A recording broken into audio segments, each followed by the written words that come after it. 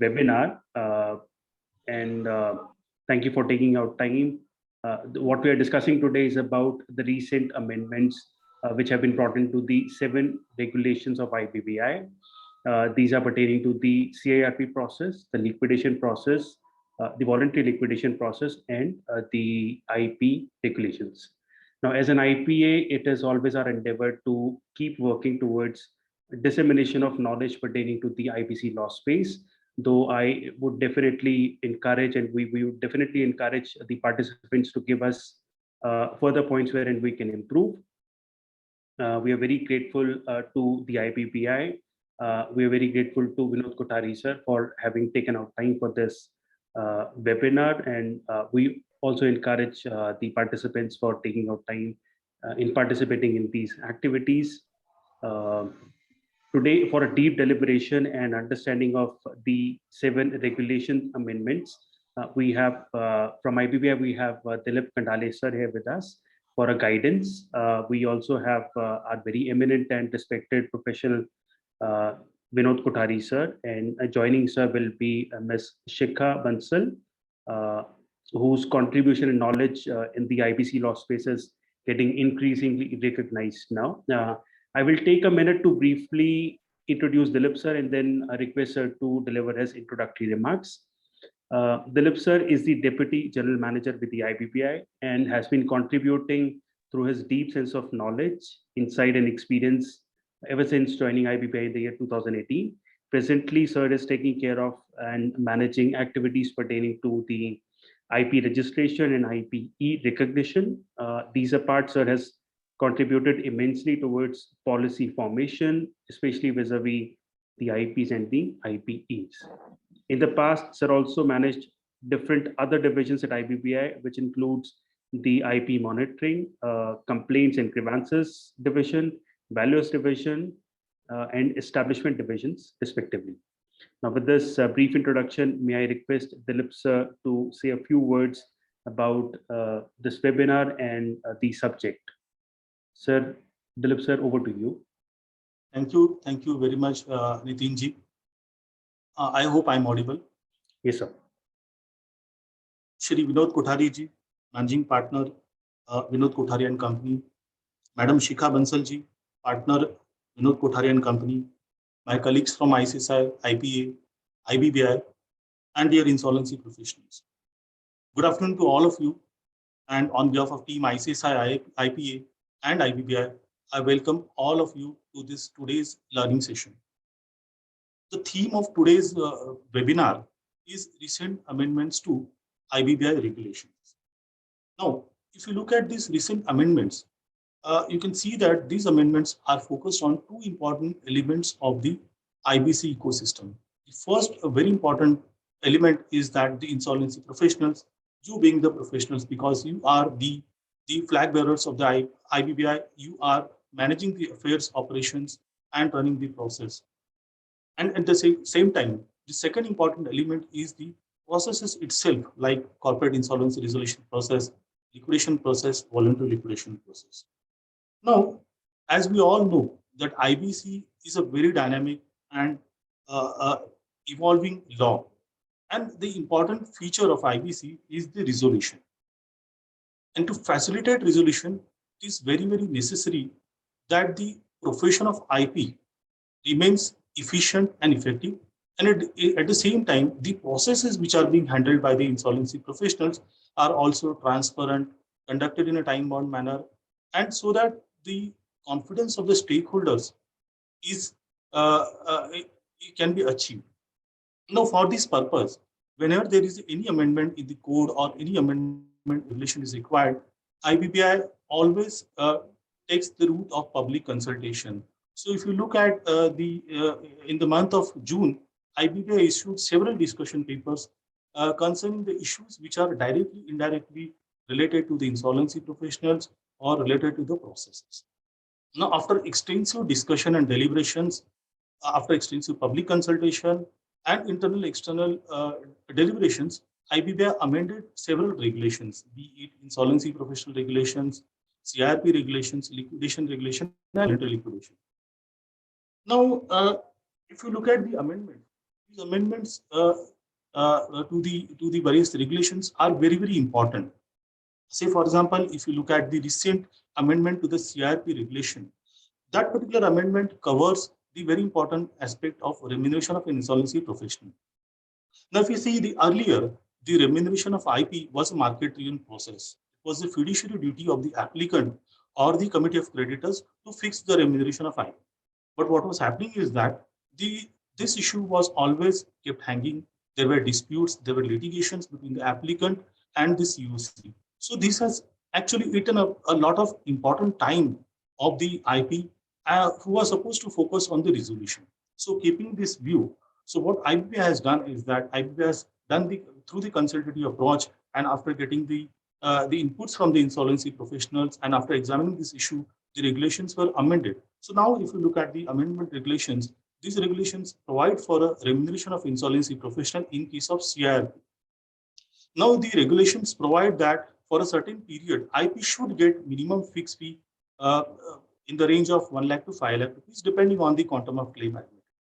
Now, at the same time, apart from the fixing the remuneration, it was also felt that there is a need to nudge the insolvency professionals for ensuring the timely completion of the processes as well as ensuring the value maximization.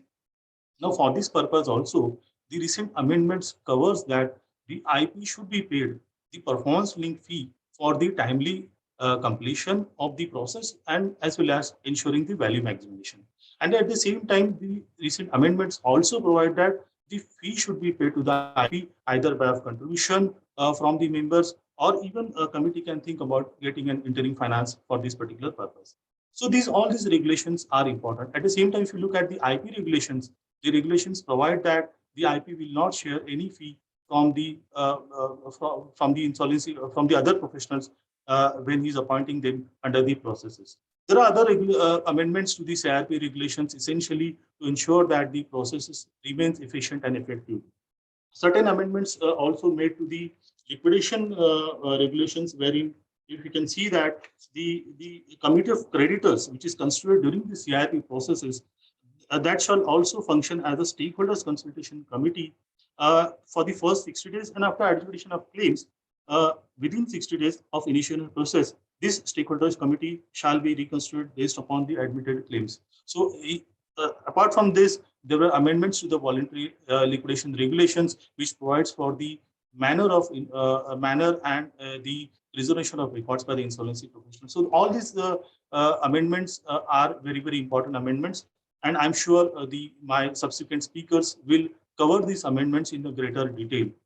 So with this, I would like to conclude, and I would like to thank all of you once again for giving me an opportunity to address this particular webinar. I'm sure this particular interaction and the webinar will be very, very helpful for all of you to understand the recent amendments and then implement them in the spirit as well as in action.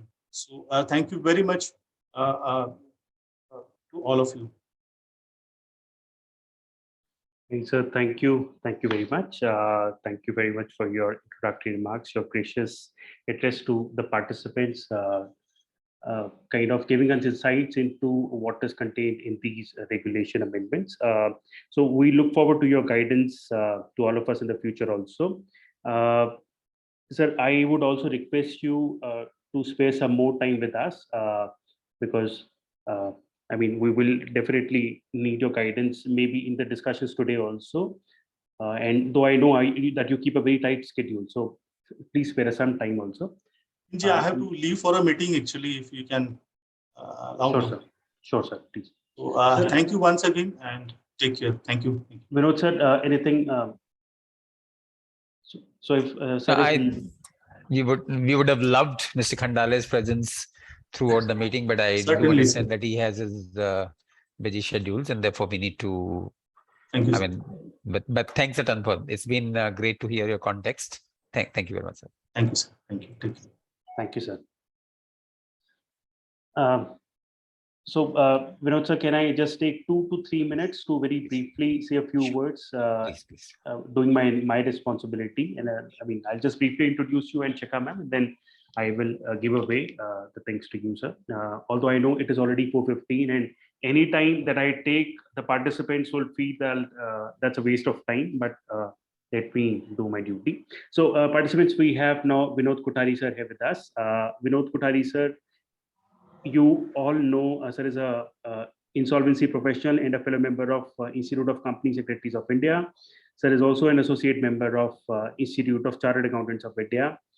Now, with an experience of 30 years in the field of, I believe, more than 30 years, I'm wrong in that, pardon me for that, with more than 30 years of experience in the field of corporate laws, Sir was one of the early insolvency professionals in India.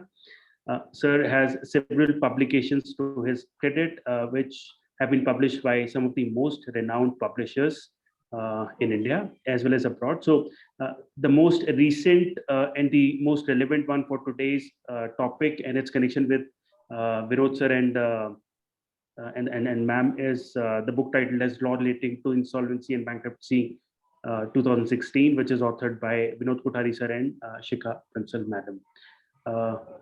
Sir, can I with that request you, or may I also take another minute to briefly introduce Shikha ma'am and then request you, sir? Yes, Okay. please. So Shikha ma'am is also here with us. Shikha ma'am is an associate member and a rank holder at the examination of ICSI. Her core area of experience and expertise includes fields like insolvency law, law on security interest, corporate laws, and financial regulations. Now, as already informed, she's co-author with Vinod Kothari sir in the book titled as Law Related to Insolvency and Bankruptcy 2016. Ms. Bansal has also written many articles on subjects connected with insolvency law and has been engaged extensively in the activities related to resolution and liquidation matters, as also advising on matters pertaining to IPC. So, sir, that's my part. With that, I request you to start your deliberation. Over to you, sir. Nitinji, thank you very much. You've been so very kind as usual to give these words of introduction, and thank you for this opportunity for us to meet almost 130 insolvency professionals this afternoon. Nitinji did mention, I think somebody from ICSI IP had mentioned on the chat, and I would just repeat that just in case you've not heard, that you may not bother about writing your IBBI registration numbers on the chat, because that's something, if you return your numbers correctly while registering yourself, you will get CPE hours.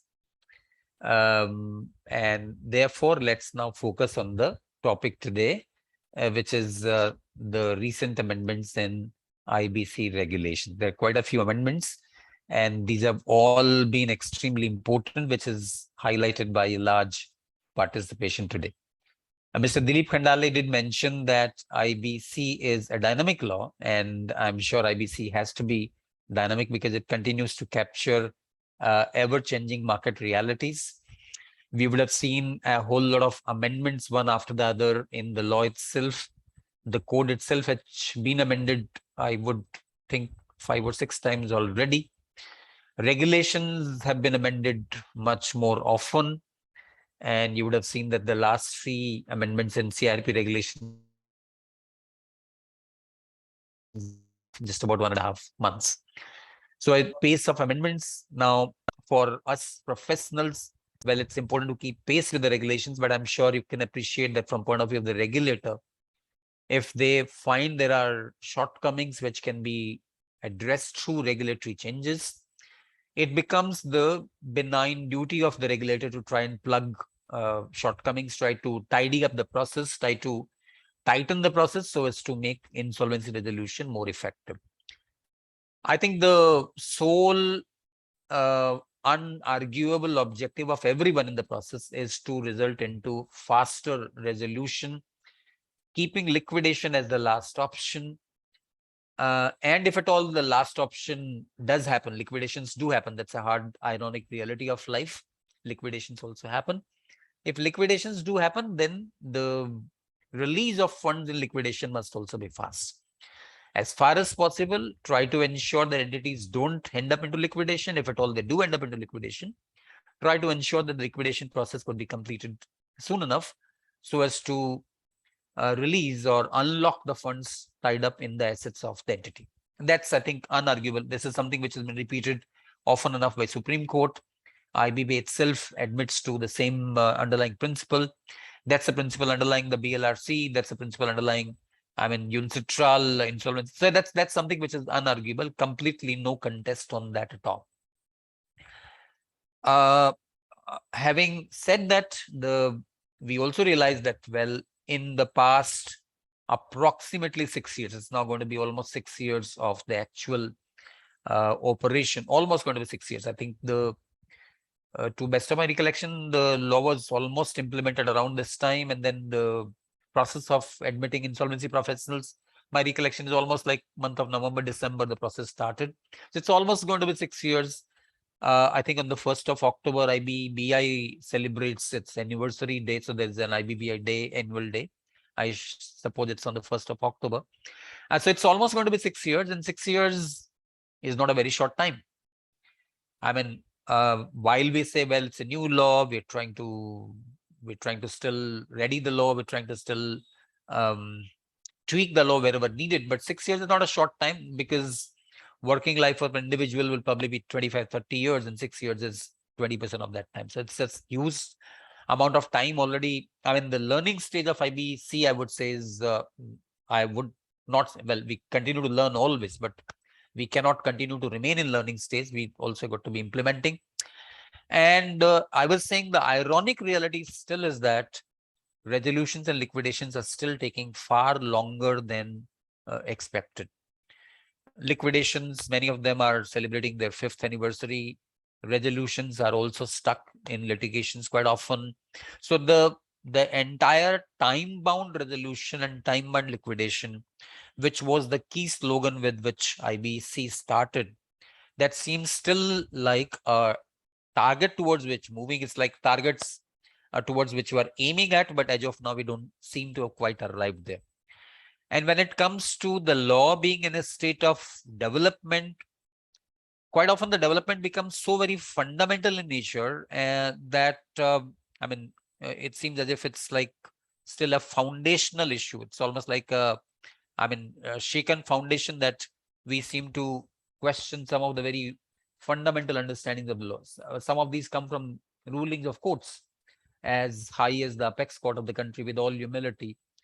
The ruling of Vidarbha Industries, which has now probably become at least the last word of the Supreme Court, because even the review petition is probably passed through Supreme Court. There's also this, of course, is about discretion of NCLTs in getting into the cause for a there's a default, but what was the reason for a default? And the NCLT may examine the reasons for default and admit an insolvency only if there is a reason to a default. The existence of default is not enough. The reason also needs to be there. That's a granting of jurisdiction to the to the adjudicating bodies to examine the reason for a default. That apart, when it comes to priorities, also very significant rulings from Supreme Court continue to come. For example, the ruling recently in the matter of Rainbow, which puts once again a very basic question on what's the ranking of the state claims versus claims of other secured creditors. I wonder whether the attention of the court was drawn to the provisions of sections 26B to 26E of the SARFAESI Act, which go to which have the effect of saying that if at all the state wants to claim any priority along with or any priority which is recognizable as a security interest, the state must have done number one, an attachment, and that attachment must have been registered with SARFAESI. If there is no attachment, merely a demand, and even if there is an attachment, the attachment has not still been registered with SARFAESI, the state claim, the government claims will not have a ranking at par with secured creditors.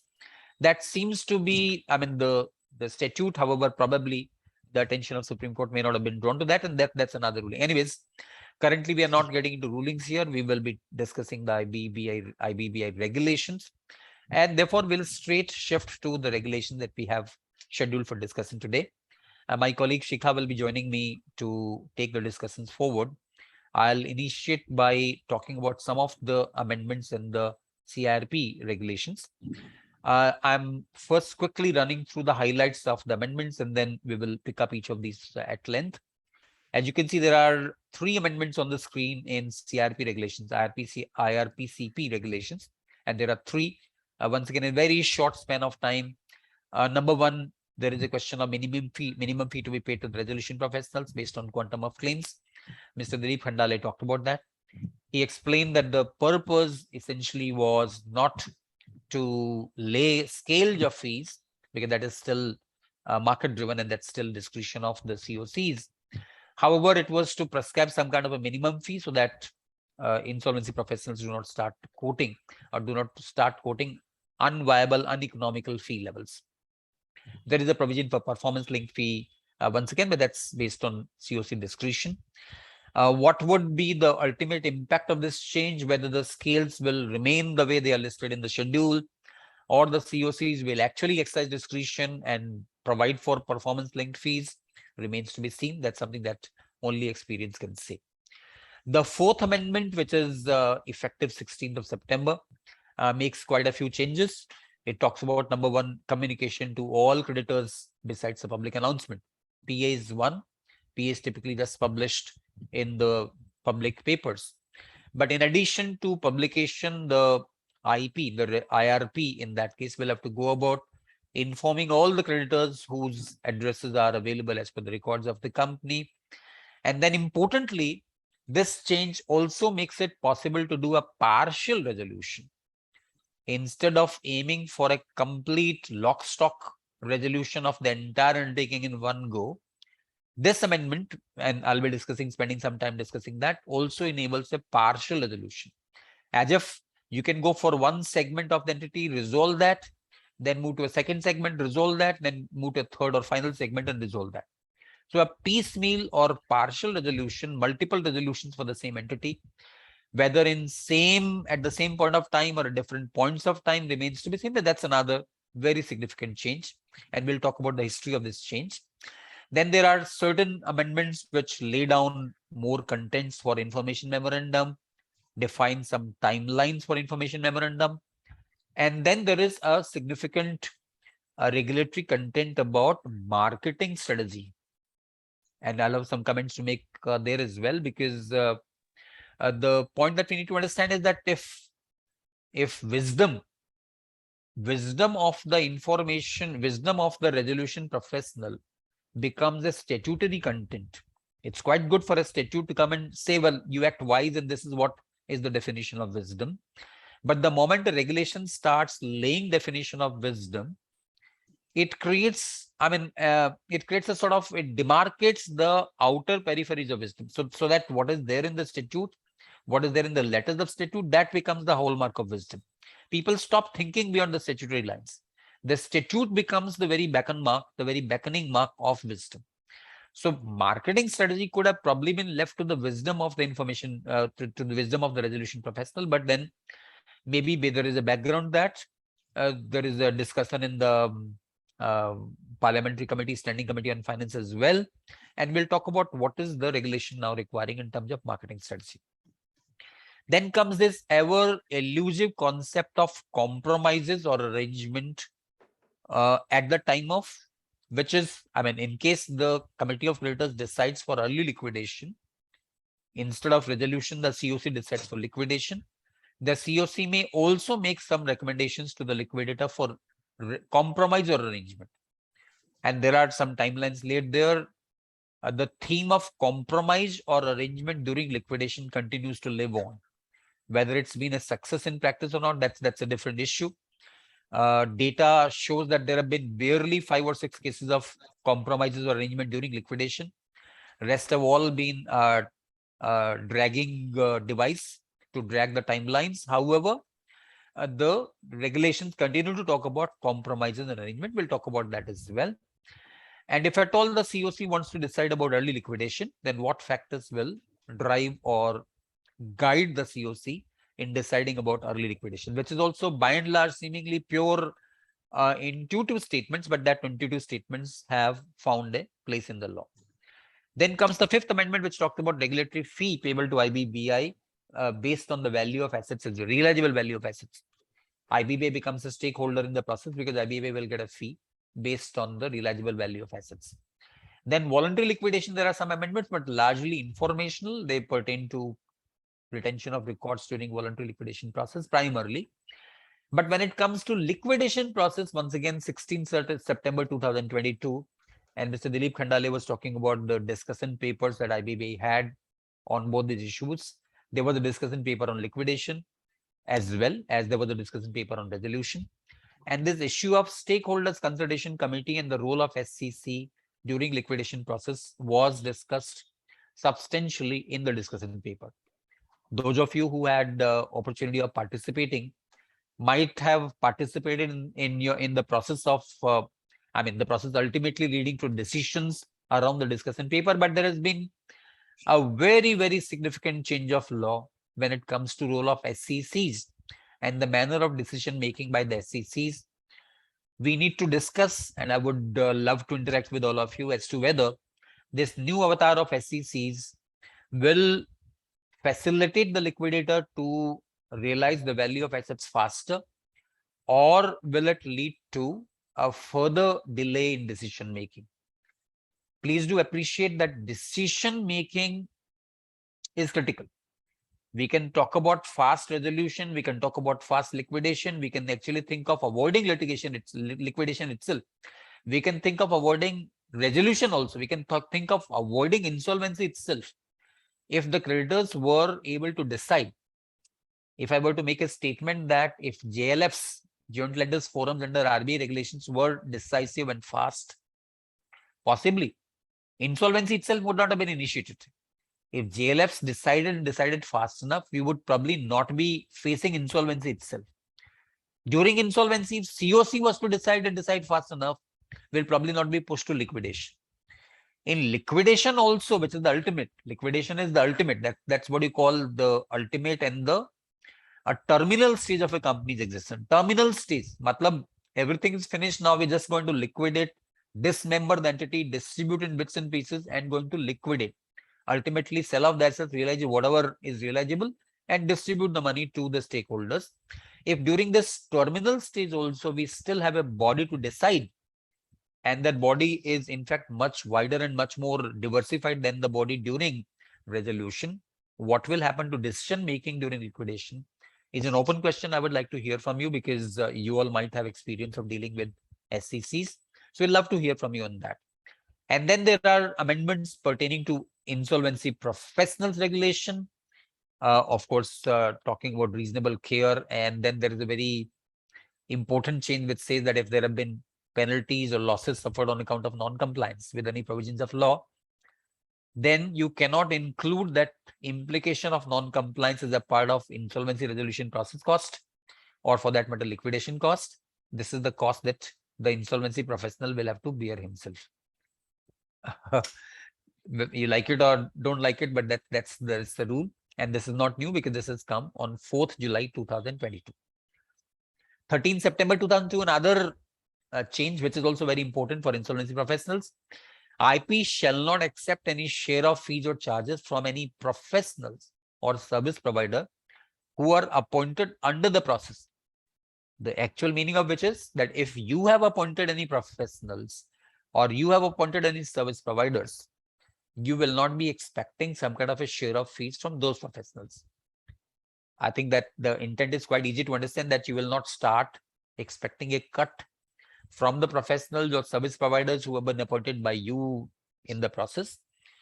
It does not go to say that as an insolvency professional, or as a, let's say, qualified professional, say you are a CA, say you're a CS, say you're an advocate, you cannot provide any services to such service provider. Of course, you are in practice as a CA, you probably are in practice as a CS.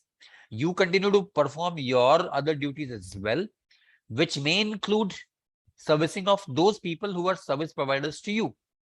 But there will be no reciprocity, or there will be no reciprocal compensation for the fees that you provide to a professional or the fees that you provide to a service provider. In reality, this is not easy to implement, and we will be briefly discussing that as well. Then comes another insolvency professional amendment regulation 2022, which is increase in the fees payable to IBBI. आपकी कमाई बढ़ रही है, आपकी fees बढ़नी पड़ेगी. आपकी income इतनी ज्यादा बढ़ जा रही है, तो फीस थोड़ा बढ़ाना पड़ेगा. So these were the regulations or changes that we're going to discuss. Now, in terms of important themes on which we will be dwelling, number one, the theme, of course, as always, unarguable theme is always value maximization. And in terms of value maximization, couple of changes, both of which are very clearly intended towards ensuring value maximization, is the partial or piecemeal resolution, which I was referring to earlier. And number two, having a marketing strategy. So a marketing strategy and the so-called piecemeal resolution that we have discussed earlier. Compromises or arrangement, if at all the committee of creditors during resolution wants to target a liquidation, it would recommend about a compromise arrangement as well, and not to wait for failure of resolution plan. If the COC wants to decide about liquidation, the business is anyway gone concern. It's not a going concern anymore. You realize that there is no value in, resolving the business. The COC may decide for early liquidation, in which case IBBI has, the regulations have given a sort of guiding factors.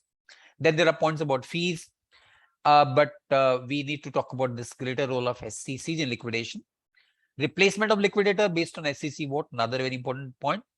And then avoidance applications, information about avoidance applications to be part of information memorandum, so that a potential acquirer is aware of those, and he also gets the right to share share the proceeds of any avoidance proceedings.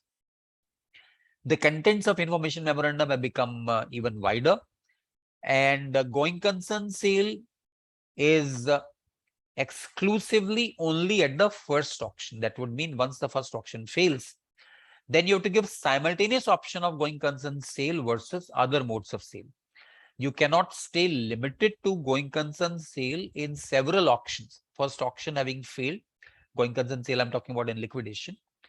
In liquidation, if you opted for a going concern sale, you will try this option in the first round. If the first round has failed, subsequent rounds, you will not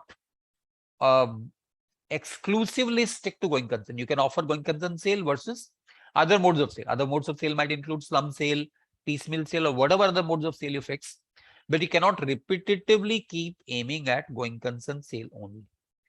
Then comes a provision for designated auction portals. I've been strongly recommending that actually IBBI should be running a portal. IBBI should think in terms of having having a portal where all assets on liquidation can be notified there. That becomes one single portal where we can see assets under sale. That would possibly increase liquidity, but that's something that still has not been implemented. So we'll need to talk about these designated portals.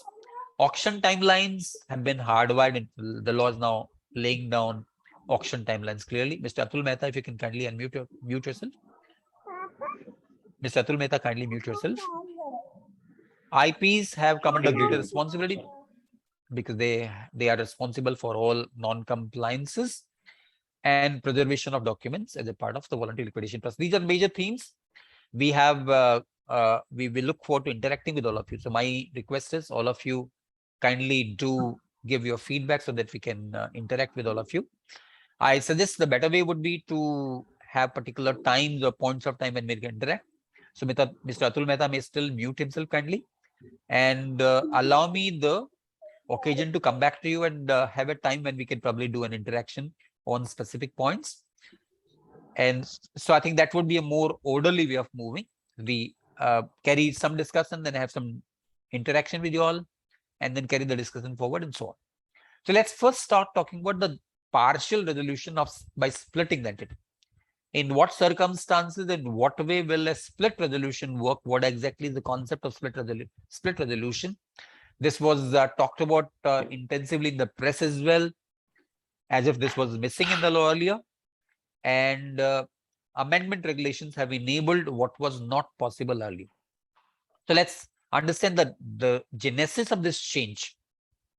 This change is insertion of a couple of amendments in the CRP regulations to say that if the resolution of the entire entity has failed once, then the second round, while inviting the request for resolution plans, the RFRP may include plans for a part of the, instead of getting plans for the entire undertaking, it may be a plan for some part of business or some part of assets of the entity instead of the entire entity lock, stock, barrel. So it's possible to resolve entity in bits and pieces. And why would this motivation at all be there? In what way will split resolution work? Let's examine that. But let's first understand what is the genesis of this. So this is coming from the Standing Committee of Parliament report, August 2021, where the Standing Committee on Finance of Parliament made the following recommendation. It said that IBC defines a resolution plan as plan blah blah blah for as a going concern, and going concern implies the resolution plan must result in disposal of the entire business and operations of the corporate debtor under one single plan.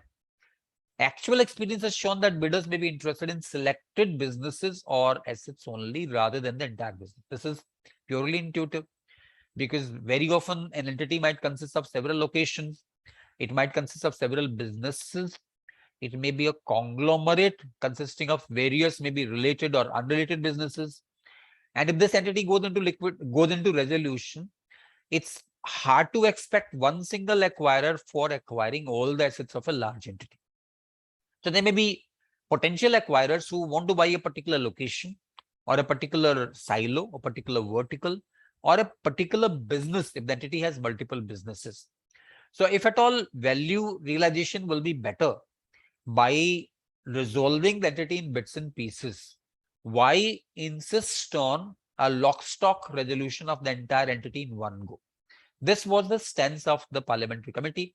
The parliamentary committee did say that regulations do permit partial sale of assets. However, this is coming in regulations and it's not coming in the code. So the committee's recommendation was that this should be contained in the code and not merely be left in the regulations. After all, regulations are a subordinate piece of law. That was the committee's recommendation.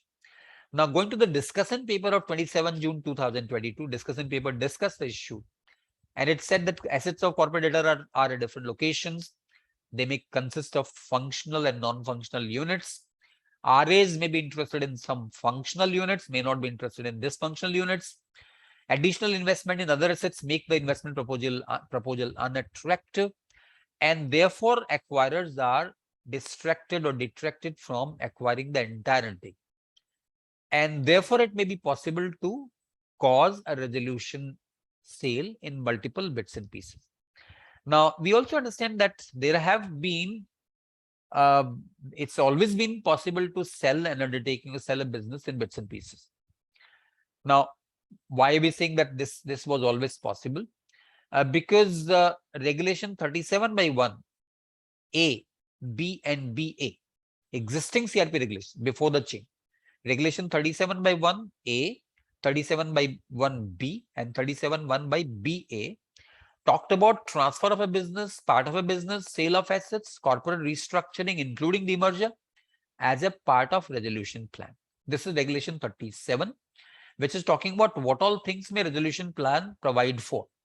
Regulation 37, as you understand, is on resolution plan. In addition to that, regulation 29 also permitted sale of assets. Now, there is a difference between regulation 29 and regulation 37. Regulation 29 is sale outside of a resolution plan. For example, when the CRP process begins, at that stage, if the RP wants to sell some of the assets outside of ordinary course of business, that was still possible under regulation 29. At that stage, we don't have resolution plan.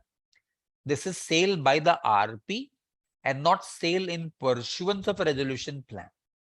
And I'm sure you can also realize that in the restructuring of Jet Airways, the RP did propose sale of some of the assets which were encumbered to some specific lenders. And the matter has gone right up to NCLAT. And the NCLAT has approved sale of assets as a part of the rights given under regulation 29. Now, as I said, regulation 29 is sale even before we reach to a stage of resolution. But regulation 37, 1A, B and BA are already talking about sale of assets as a part of resolution. Now, in addition, now the amendments as made in the CRP regulation, regulation 36, 37, 1M first of all. In regulation 37, 1, a subclause M has been added which says resolution plan may provide for sale. Resolution plan may provide for sale of one or more assets of CD to one or more successful resolution applicants. 37(1)(a), B and B are not talking about resolution applicant. They are talking about transfer of businesses. That whether it is transfer of business to the resolution applicant or transfer of business beyond resolution applicant, that is not clear in 37(1)(a), B or B. That would mean, for example, resolution applicant may be, let's say, an entity X. And X comes and proposes that I don't want to buy the entire unit. I will therefore force you to sell it to someone else. That's not a, resolution applicant therefore sort of ducks a particular business or particular asset, which is sold as a part of the resolution process to someone else. That someone else is not a resolution applicant. But 37(1)(m) now comes and puts that other acquirer also as a part of RA. So in other words, there are several RAs for a business. In essence, now what we are able to envisage is that one undertaking, which let's say consists of multiple businesses, has multiple RAs. RA1 comes and says, I will buy business 1. RA2 comes and says, I will buy business 2. There might be RA3 who comes and says that I will buy the rest of the assets of the entity. So there are as many as 3-4 multiple RAs who are buying different business verticals. While the word used in section 37, regulation 37(1)(m) is sale of one or more assets, please do realize the moment we talk about sale of one or more assets as a part of resolution plan, it would normally also be accompanied by transfer of one or more liabilities, because assets go along with liabilities. If you're talking about sale of any transfer in resolution, always a transfer by way of going concern. So each of these undertakings are going concerns, and therefore each of the undertakings go with the assets along with their respective liabilities. So transfer of assets, transfer of liabilities, and maybe the haircuts always also happen as a part of the same resolution plan. So instead of waiting for the entire conglomerate business to be resolved by one single resolution plan, it's possible to now envisage multiple resolution plans for different businesses. Like I said, there will always be a residual resolution plan for all the remaining businesses or all the remaining assets and liabilities. How exactly will this happen? I'm just going to take 2 more minutes to come to that. But that's a new process. And 36(b)(6)(a) has been now added to lay the point of time when this multiple resolutions may be invited. So 36(b)(6)(a), which is now inserted, says, if the RP does not receive resolution plans in response to RFRP, he may, with the approval of COC. With the approval of COC is always understood. After all, during resolution, the RP is simply a master of ceremony. He is acting as per the instructions of COC. So with the approval of COC, the RP may invite RFRP for assets of the corporate debtor. That would mean he might invite resolution plans for different assets of the corporate debtor. So the precondition is 36(b) says, one single resolution plan must have first failed. Now I wonder why was that at all necessary, but nevertheless, that's what the regulation is providing for. And let's see under what circumstances or in what situation will that be advisable. So under what is the underlying economics of splits, if you call it split sales or split resolutions? What is the underlying economics? Much of it sounds very, very intuitive. If there are multiple businesses, it's a conglomerate, there are multiple standalone businesses, which may have a level of interconnection, but they still may operate individually. There are diverse businesses which have diverse operational economies, such that the sum of parts is larger than the whole. If everything is sold together, it sort of hampers the overall valuation. If the bits and pieces can be resolved separately, maybe the valuations we can attain will be high. Because it quite often happens there is one sort of bad apple in the entire basket, which is pulling down the value of the entire basket. Think of a basket of apples. There are 10 good apples and 3 bad apples. The 3 bad apples tend to degrade or devalue or cause a devaluation of the entire basket. Therefore, if the bad apples could be removed and we have a basket of good apples, possibly it can fetch better values. In reality, let's try to think, all of you are practitioners, therefore you can all visualize this. In reality, what will go first? Will bad apples go first or good apples will go first? In my submission, and I would love to hear from all of you, in more cases than not, the good apples will go first. Good apples will be acquired. The crown jewels will be acquired first. The most attractive assets will be acquired first, leaving, so as is always the case with cherry picking. If somebody is picking cherries from a basket of cherries, you'll pick up the best cherries. So if you cherry pick assets, you cherry pick the best assets, leaving the bad assets behind. So that might happen though, but question is that it might still result into better valuation. So the regulations require that you first try the entire thing together. If the entire thing does not get resolution plans to your expectation, then you may think of multiple resolution plans. In most businesses, operating segments are anyway quite common.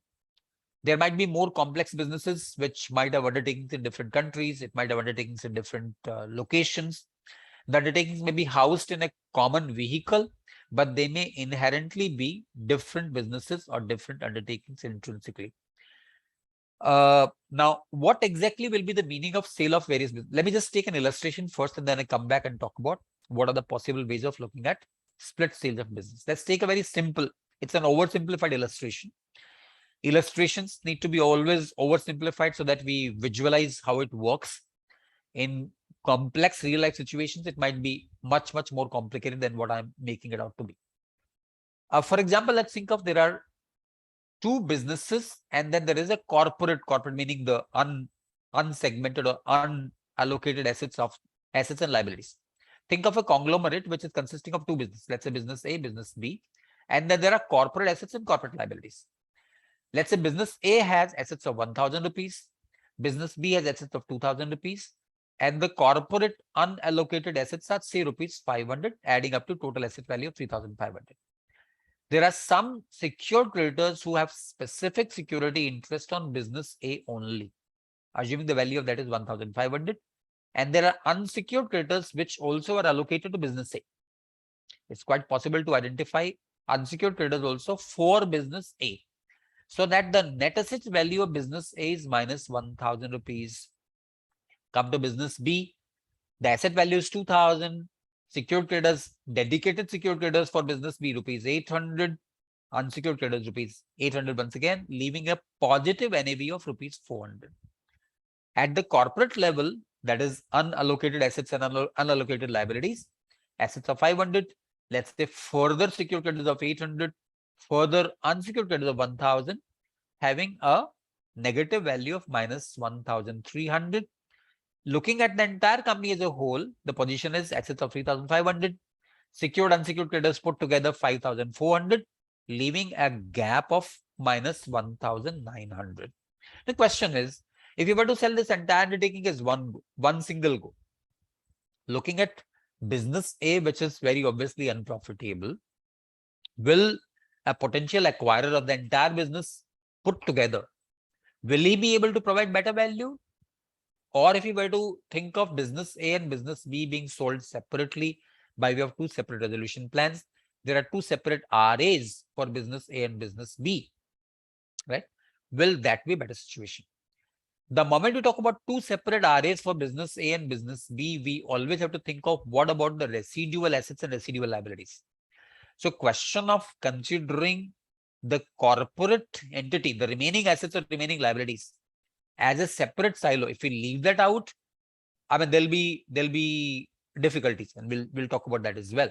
So the question is, if it's possible, for example, to think of business B as a healthy, viable business, business B ought not have been part of this insolvent company. Business B by itself was healthy, it was doing quite okay, it was profitable, and therefore business B may command a good value because it's actually not loss making.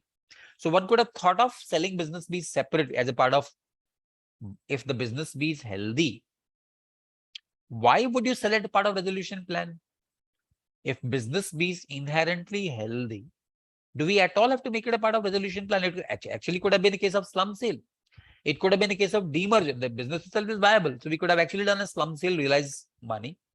We could have done a demerger, maybe given benefits to shareholders of the company, etc. It could have been possible to think of a slum sale. Demerger is different exercise. Demerger will cause the value to go to shareholders. Our idea is not to give value to shareholders. Our idea is to give value to creditors. Therefore, demerger as a device of split sales, to my mind, never works. Demerger may only work if the RA acquires everything and then he demerges. That's a demerger by the RA post the resolution. But demerger as a part of the process of resolution, to my mind, I mean, it's difficult to envisage how would a demerger benefit creditors, because demerger will cause value to shift from the creditors to shareholders. However, slum sale would have always been possible. Business B could have been sold by way of slum sale. The issue is the moment I talk about slum sale, then we're talking about several difficulties. Number one, there'll be a question of capital gains, because business, it would be slum sale, it would therefore have a benefit. It would result into capital gain applicability. It would result into some kind of a stamp duty implication as well. If the resolution itself could be a resolution process consisting of business B going to a so-called resolution applicant. Remember that in business B, actually there is nothing to resolve because the assets of business B itself are sufficient to pay off the creditors, both secured and unsecured. And therefore, business B is not even begging for resolution. It's actually good and healthy and safe business by itself. It's not even calling for resolution. This is my example. But I'm not saying in real example, you'll always have a business B which is healthy. But possibility of a split sale will work better if there is one business which is economically viable, healthy, and has excess of assets over liabilities. And therefore, it does not as such require resolution. But since the entity as a whole requires resolution, we're talking about resolution for business B. So potentially this healthy business may go to a so-called resolution applicant who decides to pay good value for the positive assets he requires. And that value, of course, then goes to the remaining entity. Remaining entity now is left with the corporate assets and corporate liabilities and business. To my mind, we can never leave the corporate assets and liabilities as a separate silo, because if we leave that, then we'll probably, if we have, let's say, sold out business A also, then the only thing that will remain in the so-called corporate, the corporate entity would be either to push it into liquidation, or even if you talk about some entity which acquires it, maybe the benefit of deferred tax liabilities, deferred tax assets, sorry, the benefit of deferred tax assets, or the continuing unabsorbed losses, etc. That might be a motivation, or probably the remaining assets of the corporate entity. But to my mind, the idea of a split sale will be to hive off one healthy operational business paying good value by way of a resolution plan, and the rest of business or businesses along with the so-called corporate entity may then be bundled into a resolution plan. Now, any such split resolution will always have to talk about what will be the fate of the creditors. For instance, if in my example, for the sake of example, in my example, if business B was not inherently positive in value, but say business B also was, liabilities were higher than the assets. Question will then be, looking at the value of assets of business B itself, if the assets were less than the liabilities, we will not be able to pay off the liabilities fully. So while business B is taken over by a potential RA, the question is, liabilities of business B will still have to face a haircut. If the assets are falling short of the liabilities, the creditors will still have to get a haircut. So at the stage when we're resolving business B, can we actually decide and determine what will be the haircut for the liabilities of business B? Because after all, unless we come to the aggregate position of business A and B both, it will not be possible for us to see what is the total realization from the entire kitty, and therefore what is the total shortfall, and therefore how is this total shortfall to be faced by the different creditors by way of a haircut. If the creditors in business B, particularly secured creditors, if they had earmarked security interest on the specific assets, they'll probably say we will still be entitled to liquidation value. So we will not be liable to face any haircuts beyond the value of assets over which we have specific security interest. But in case of unsecured creditors of business B, despite the creditors being, let's say, related to business B, but the claims are actually spread across the entity, and therefore the ultimate question of haircut to the remaining creditors can be determined only when both the resolutions work together. So question therefore that we once again face is, number one, we are talking about three options. Number one, split resolution plans. Number two, slum sale. Number three, demerger. Demerger for the region that I discussed does not work, but demerger is essentially passing on value to shareholders. Demerger may happen without giving any value to shareholders, but that's inconsequential, because then in that case, it's better for the RA to acquire the entire entity and do a demerger. Slum sale is always possible. We are essentially comparing between slum sale versus split resolutions. Since the resolution happens under the stamp of the adjudicating authority's order, under the provisions of the statute, so it would be much easier to settle liabilities, to provide for things like continuation of, assets or rights or business rights or licenses or contracts in a partial resolution plan, rather than to think of slum sale. Because slum sale is, after all, purely a contract, whereas a partial resolution is a contract which bears the seal of approval of the adjudicating authority. So it has the sanctity of the law. The orders are binding, and they're binding on everyone. So between a slum sale versus a partial resolution, to my mind, a partial resolution has several potential benefits.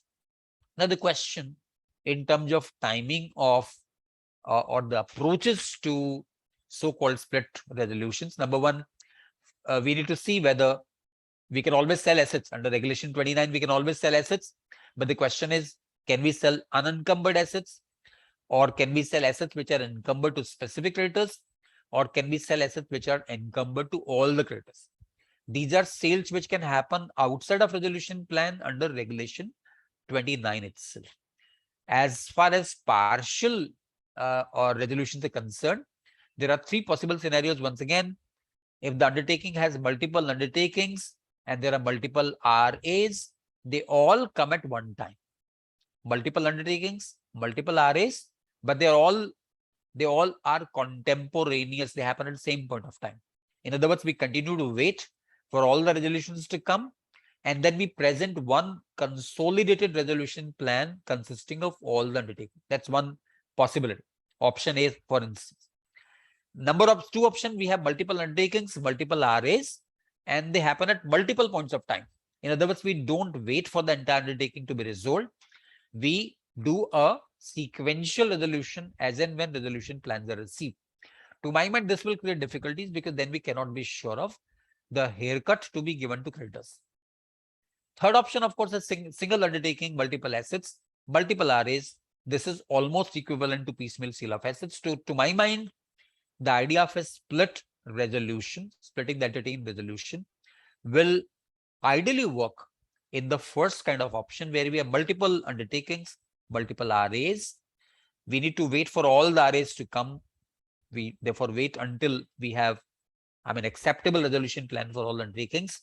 Then we bundle up all of this together and aggregate the entire thing into one single resolution plan, which we present to NCLT, adjudicating authority, for the orders of the AA. To my mind, this is how it might work. Of course, we have noted that there are similar provisions in laws of other countries, enabling provisions. US has always had Section 363B of the US Insolvency Code. There's also a provision for reorganization under Section 1123, which is part of Chapter 11 anyway. UK also has pre-package sales. Is something which has always been working in UK. In India, we provided for pre-packs, but the pre-packs have unfortunately not worked in India, possibly because they have a very limited applicability. But UK also has provided for pre-pack sales, which can be multiple businesses sold to multiple acquirers. So this is something which is provided for by other jurisdictions too. I would park my discussion here to see if any of you have any contributions to make on the split resolutions. If not, then we will move quickly to other parts of the CRP changes before we go to stakeholders consultation committee. Does anybody have any comments to offer or points to make, or any yarn to offer? Yes, Sir, I have one practical Sir, question. I think ideally, if you can kindly just raise your hand, then may allow me to sequentialize that so that multiple people don't talk at the same time. Can we have Mr. Vikram Kumar, who has raised his hand? Mr. Vikram Kumar? Yeah. So thank you, sir. Thank you, Vinod ji. My query was in your example where you have given business A, business B. Theoretically, it looks fine, but practically, how do you decide that which liability will go to which business? Because normally, the liabilities are common to the company, and how do you allocate the liabilities to one business? So accounting issues will come in this process. Vikram Kumarji, my example is theoretical. So theoretical example looks theoretical only. My example was to illustrate in what circumstance, in what way will a split resolution work. So as I was mentioning here, there are some liabilities which are allocated and there are some liabilities which are not allocated. In any segmental assets and liabilities, we have liabilities allocated to business. Think of segmental reporting.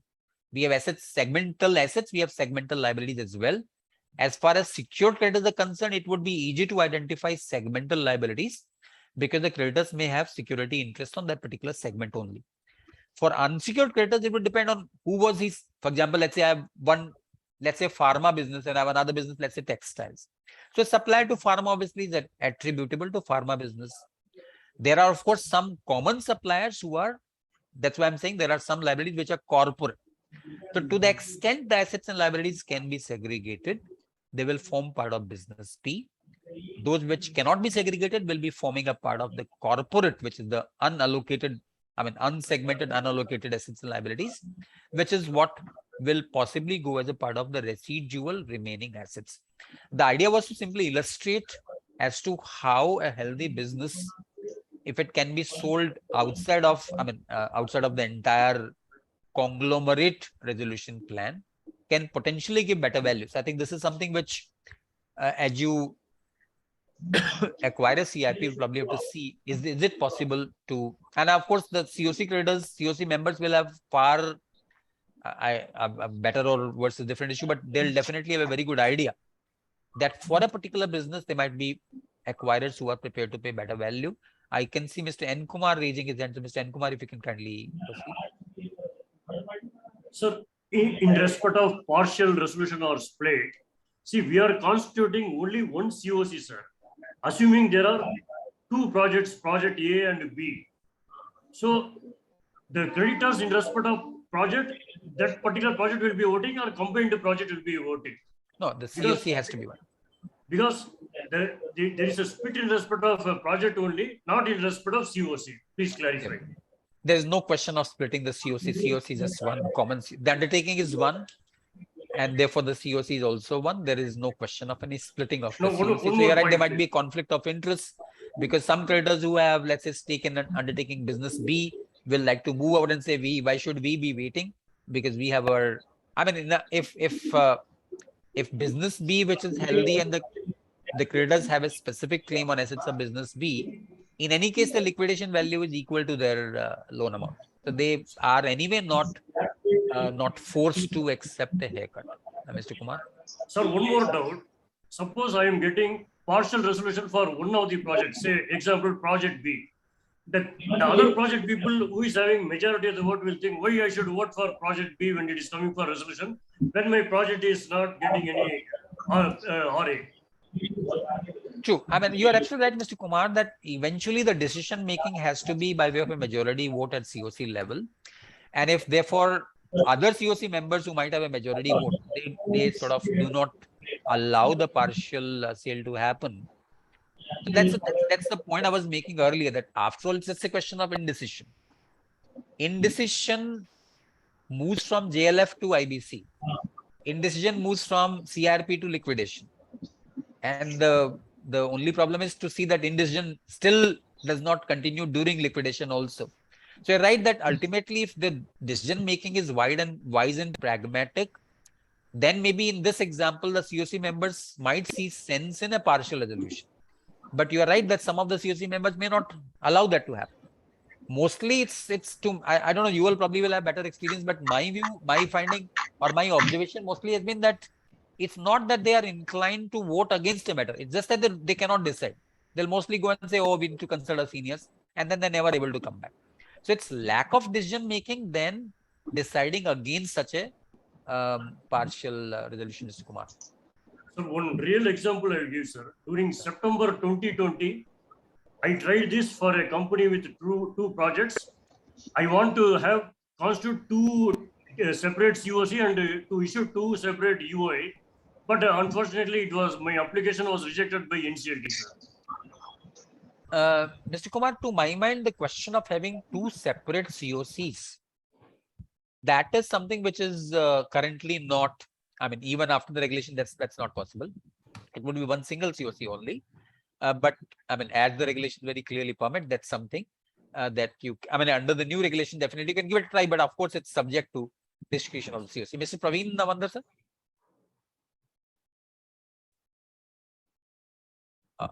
In case you, Miss Anita Subramanyam.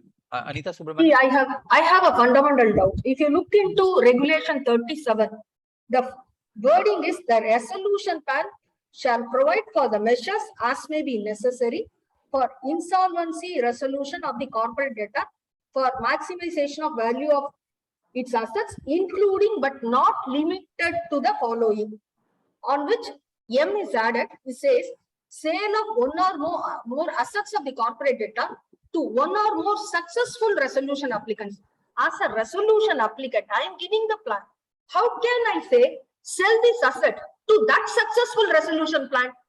See, there is some kind of a drafting error or something, because the resolution plan is provided by the resolution applicant.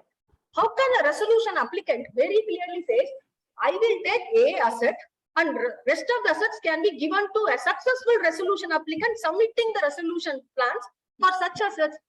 See, you say at one point project A, project B. And if somebody is giving project A, somebody is giving project B is okay. I cannot say I will take project A. I cannot ask B to take the other project. Right. See, no. I'm totally confused. Now, Anita madam, you are right that there is a disconnect between the opening words of regulation 37 and the language of 37(1)(m), because M is talking about multiple resolution applicants, whereas the opening words are talking about a single resolution applicant. So it's seeming there's a language reconciliation problem. The underlying intent is quite clear, but the language is little confusing still, because the opening words have still remained the same as they were before this regulatory change. That point is well taken. Manoj Kumar ji? Yes, sir. I am just taking forward the question by Mr. N. Kumar regarding that COC. Until unless we have a project-wise COC, we are dealing with a live case where 10 projects are there and 10 COC members are there, and every COC member is not a consortium. It is a separate, means everyone is having a separate project, involved in separate project, and everyone is interested that my project to be given to me, or means I should deal with that project. And it is a big real estate case. So we are already trying piecemeal in this, and presently in some of the cases, some of the projects we have received resolution plans, and these are on voting. Now the presently voting is going on, and in the voting, the problem is that only 2-3 projects have got the resolution plan. Others are not ready to vote for it. So what is the use of this piecemeal then? The point that you are making, as Mr. Kumar also was making, was that unless the decision making at the COCs also is us, in other words, we're talking about splitting the creditors and then talking about separate COCs as well, the split sales may not be practically possible, because the one who are not inclined for the former one will not agree to resolution. This is something that one can maybe present to IBBI as a feedback from today's discussion, but as of now, the way regulations stand, it talks about so, what I was making the point is indecision is one of the reason, but more than indecision, now it is a decision that I will not vote in favor of anybody decision not else. To decide. This is not to decide, no, sir. This decision not to vote for others, because why to let others being resolved if I am not being resolved? So, yeah. That's Praveen, the sir, you were saying something, Mr. Praveen Navandar? Yes, sir. Sir, I am having a typical case where I have an holding company in India where the only liability sits in.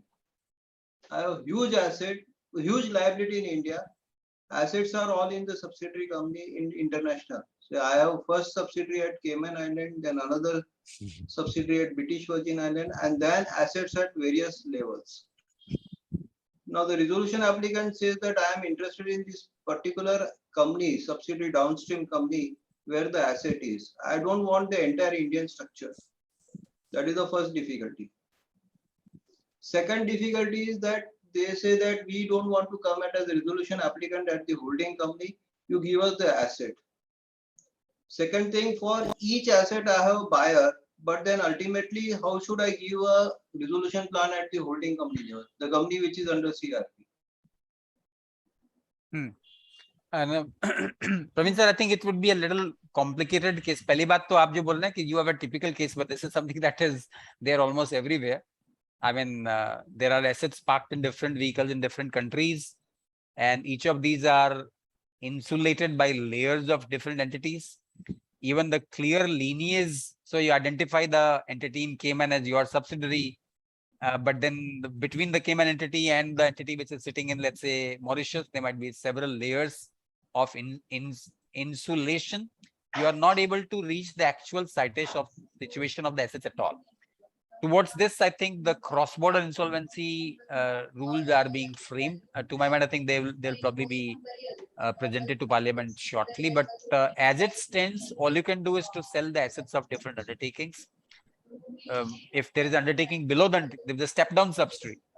If there's a step-down subsidiary, then you don't have the shares of the step-down. You only have the shares of the intermediate entity. So typically, in any cross-border scenario, it's a very complicated network of subsidiaries, step-down subsidiaries, and almost an impregnable lineage. It's to sort of pregnate through that and even find the line of control will be quite difficult. So I appreciate the difficulty, but probably have to wait for the cross-border law to come in place. But beyond that, I don't think. But I wish I had an answer to give, but unfortunately not. Sujata, madam. Yes, sir. One more thing. I see cross-border will work where the counter country is also having. My first subsidiary is at Cayman level. So at Cayman level, being a tax haven country, there will be nothing like cross-border. Second thing, the buyer of the asset, particular company by itself, they say, you don't give me the entire structure of corporate. I am interested in this particular subsidiary, you give me that particular subsidiary. Now I have identified buyer for all the subsidiaries, but now nobody is coming at the corporate debtor level. I think I've cleared my question. Now I've understood I've understood the question that there are buyers for the subsidiaries, but there's no buyer for the remaining entity. That would But I think I'm unaware of the real facts, but yes, I'm able to see what you're trying to say. This is what the difficulty would be. Like in my example, also business B goes away. There may be no one willing to buy business A. So I think the COC will probably have to wait to see what is the value we're getting for business B, what's the value we're getting for the residual assets, and if these two values are higher than the value of the entire undertaking as one single piece. So the idea basically would be to compare split sale consideration versus the aggregated consideration and see if we are actually able to fetch a better value. It's actually a question of value maximization. If the COC members see that there is a better bet on resolving as two different entities rather than resolving as one single go, possibly they might be inclined to agree for a split resolution. But I think this is. In India, I don't have a single asset, not even of 100 rupee. I get a point. The difficulty is that you're not.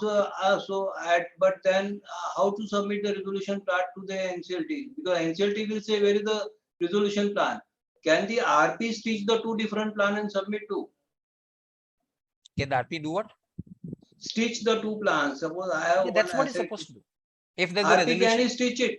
Yes, I mean the idea of business A, business B, pursuant to the changes in 37(1)(m) will be to get two different resolution plans, stitch them together, and then present. Who will do the stitching part? No, I mean, RP can do it. I'm just trying to wonder if there is, for example, in my case, I'm still oversimplifying matters to see business B is taken over. Then what remains is business A and the corporate assets and corporate liabilities. So if there is a resolution applicant for the business A and the corporate assets and corporate liabilities, then we have two resolution plans, both of these go to NCLT. Stitching together is not as such necessary because two resolution plans for one single entity seem possible under 37(1)(m). Shikha, in case you have a different thought, but to my mind, it's clearly possible to have two separate resolution plans for two different businesses, and the need to stitch them together is not even required, because the whole idea is that there are two separate resolutions. Agree, And sir. So there is no consolidation of plans required. If we have received two different plans, we should be submitting two different separate plans to NCLT. That's what the view which perspires.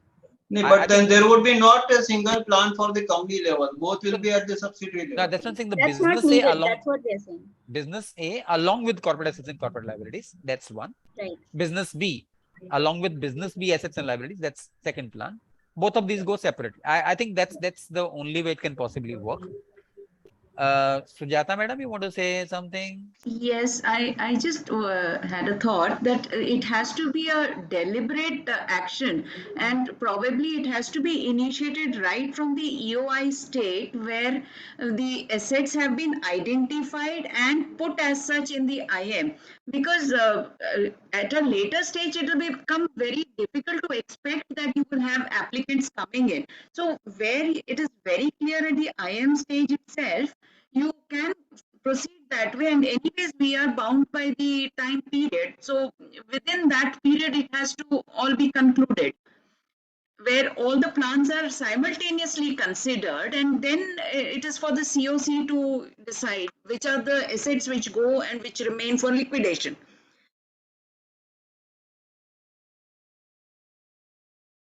You are on mute, sir. So you are on mute, sir. I was saying if it's so intuitive that the two businesses have better value separately than the entire business together. If it's so very intuitive, then why wait for first resolution plan to fail and then only think of this as the second? I mean, it's kind of residual option. Why not push for a split resolution from the very inception if it's so intuitive? Absolutely. If it wasn't intuitive, in that case, why not invite resolution plan for two separate entities separately, as also get a resolution plan for the entire entity? So push for both. One single plan for the entire business and two separate resolution plan for the two businesses, and see which of them get a value. Let's hear Pradeep ji. Pradeep Goenka ji. Yeah, actually, Sujata ma'am has taken up my point. So, Wise people have the same view, perhaps. yeah, I was having the same view. Like, you have the issue of timeline, and you have to address the, while you have a split businesses, different units, so you have to provide informations separately for different units, which will take care of the assets and liabilities also. And there is another scenario wherein you have inter-unit transactions and inter-unit, receivables and payables. So there also you will have difficulties in, formulating a resolution plan in that case, wherein, the liability in unit A is higher, which is primarily because of the funds given by unit B. So I completely see there'll be segmental transfers across the segments, and there might therefore be receivables from other segments. The question is, segment B will not want to pay segment A or will expect a substantial haircut. Those difficult. I'm saying this entire thing therefore has to be anyway seen as the wise thing to be done by the COC. Everything therefore goes back to what is called the supreme commercial wisdom, or lack of it, of the COC. Let us not get into all that. I see a lot of homework involved in this, where you have discussed and right before the IM is finalized, you will have to kind of visualize these, and probably you offer like I have 3 businesses, and it's for the applicant to choose whichever one he wants, 1, 2, or all 3, and move accordingly. I completely see. Thanks for that very, very wise words of comments, Sujata madam and Pradeep ji. Shikha, maybe you would continue with the asset marketing strategy. I'll be definitely wanting to speak once again on the stakeholders consultation committee, where I have some pain points to share. But Shikha, you can continue with the marketing strategy, and we'll come back on the stakeholders consultation committee. Shikha. Okay, so sir, will I share? Should I share the screen separately?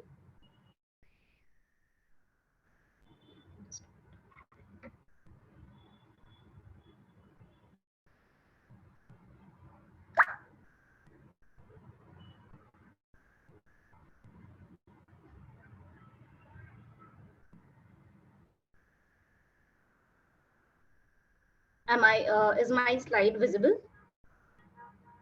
Yes, yes, yes.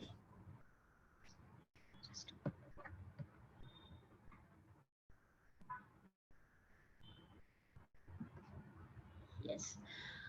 So coming to asset marketing strategy, again, this is something which the regulations purportedly provide for the purpose of maximum value maximization. So as Mr. Kothari earlier said that sometimes when the regulations try to put words of wisdom into the regulations, you may actually be ending up defining the outer periphery of the wisdom. So here regulation 36C has been inserted in the CIP regulations, which provide for preparing a marketing strategy for assets.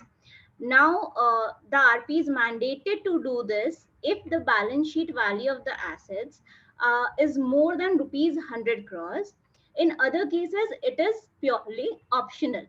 Now, when the regulations say that this is purely optional, should we mean to say that you need not market the assets? So this is something which cannot be the case. In case of resolutions, you cannot not market the assets. So marketing strategy is something very fundamental to the resolution of an entity. So when we are saying that it's mandatory for cases where the value of assets is actually exceeding rupees 100 crores, we should not mean to stretch it to an extent so as to say that it's not needed for as needed for CDs where the asset value is below 100 crores. So coming, so this as we can envisage is talking about some kind of a formal or laid out rules of marketing the assets probably, and not going upon whether to have a marketing strategy or not. You should have a marketing strategy, in fact. So now, marketing strategy is something which the discussion paper is also talks about. It also says it also talks about engaging professional services for the purpose of creating marketing strategy and to pursue the marketing of assets. So as I already said about the mandatory nature of regulation 36C. So here also we are saying that it's unlikely that RPs or COCs would have gone without any strategy in asset sales. There has to be some strategy. But here we are talking about some kind of a more formal or more structured approach to having a marketing plan. Now, what can be the potential contents of a marketing strategy? So as usual, as we prepare the IM, we need to first identify the core assets, or you say assets having unique selling propositions, USPs of the CD. And then we kind of emphasize upon the core business strengths and value drivers, and as also we can also connect it to the new stated contents of information memorandum. It talks about key selling propositions. So those all aspects need to be imbibed in the marketing strategy as well. Now, what can be the possible communication strategies? Press publicity, of course, is given. Social media, news media, we're all aware. These days, even LinkedIn, we see multiple posts on various assets. Now, IBBI portal, as of now, we do upload auction notices or those announcements relating to EOI on IBBI portal. But what we can possibly think of is some kind of a structured database having various filters. For example, what kind of a business the CD is in, what kind of an asset it is, what is the location of that asset. So we can also note that the IM also provides for geographical coordinates of the assets. So similar kind of filters would kind of help in having more accessibility to the interested participants, will help them having better search options, and therefore will lead to a better strategy. So these are result based marketing professional services can also be employed. And this is it regarding asset marketing strategy from my side. If Mr. Kothari wants to further elaborate on this.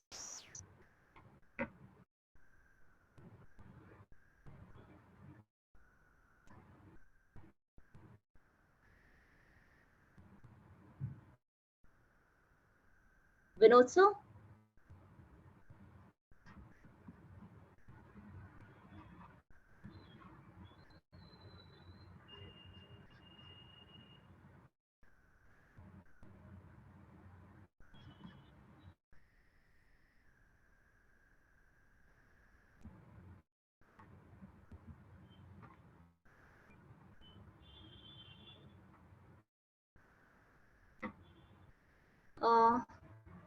I think Mr. Kothari has dropped off. So I would rather, I'm just checking, and I would rather So start. you can carry on. I'll in the meantime coordinate with sir. Yes, yes, yes. I'll just.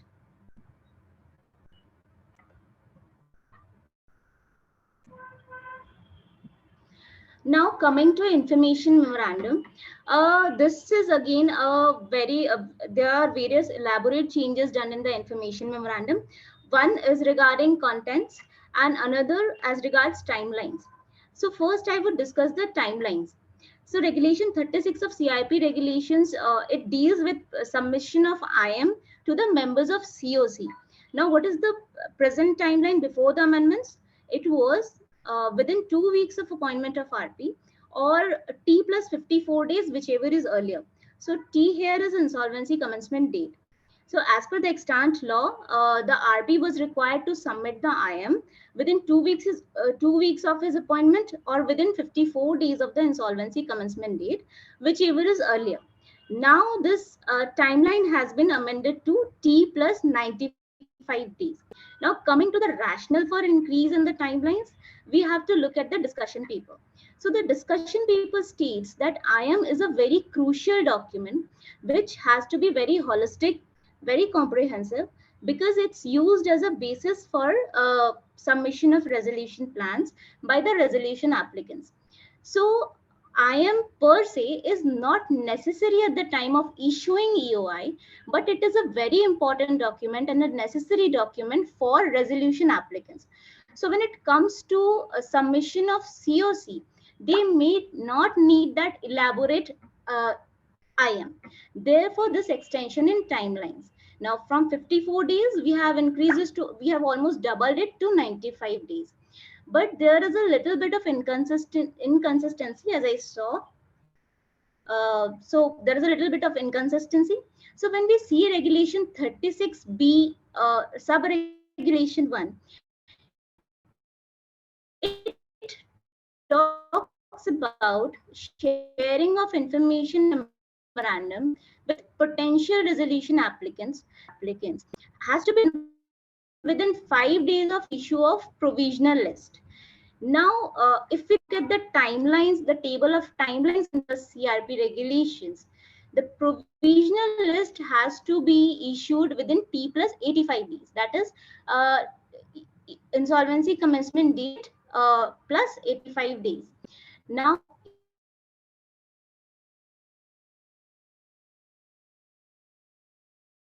we read that timeline B. So T plus 85 plus, so maximum timeline for preparation of IM becomes T plus 90 days, because you have to provide this IM to all those potential resolution applicants. So therefore this T plus 95 days is a little inconsistent with this timeline of T plus 90 days. So there is a gap of 5 days. So a little bit of inconsistency there, but I think it's only a matter of 5 days. So that should be taken care of. We should adhere to the stricter timeline of T plus 90 days. Now, a potential question is as regards applicability. As in, say, suppose there is this ongoing CIRP where IM has already been issued. So, will it need modifications in terms of the contents? Now, coming to contents, we see there are various additions. Number one, it talks about key selling propositions. I'll take you through the amendments so that it becomes clear. Just a minute.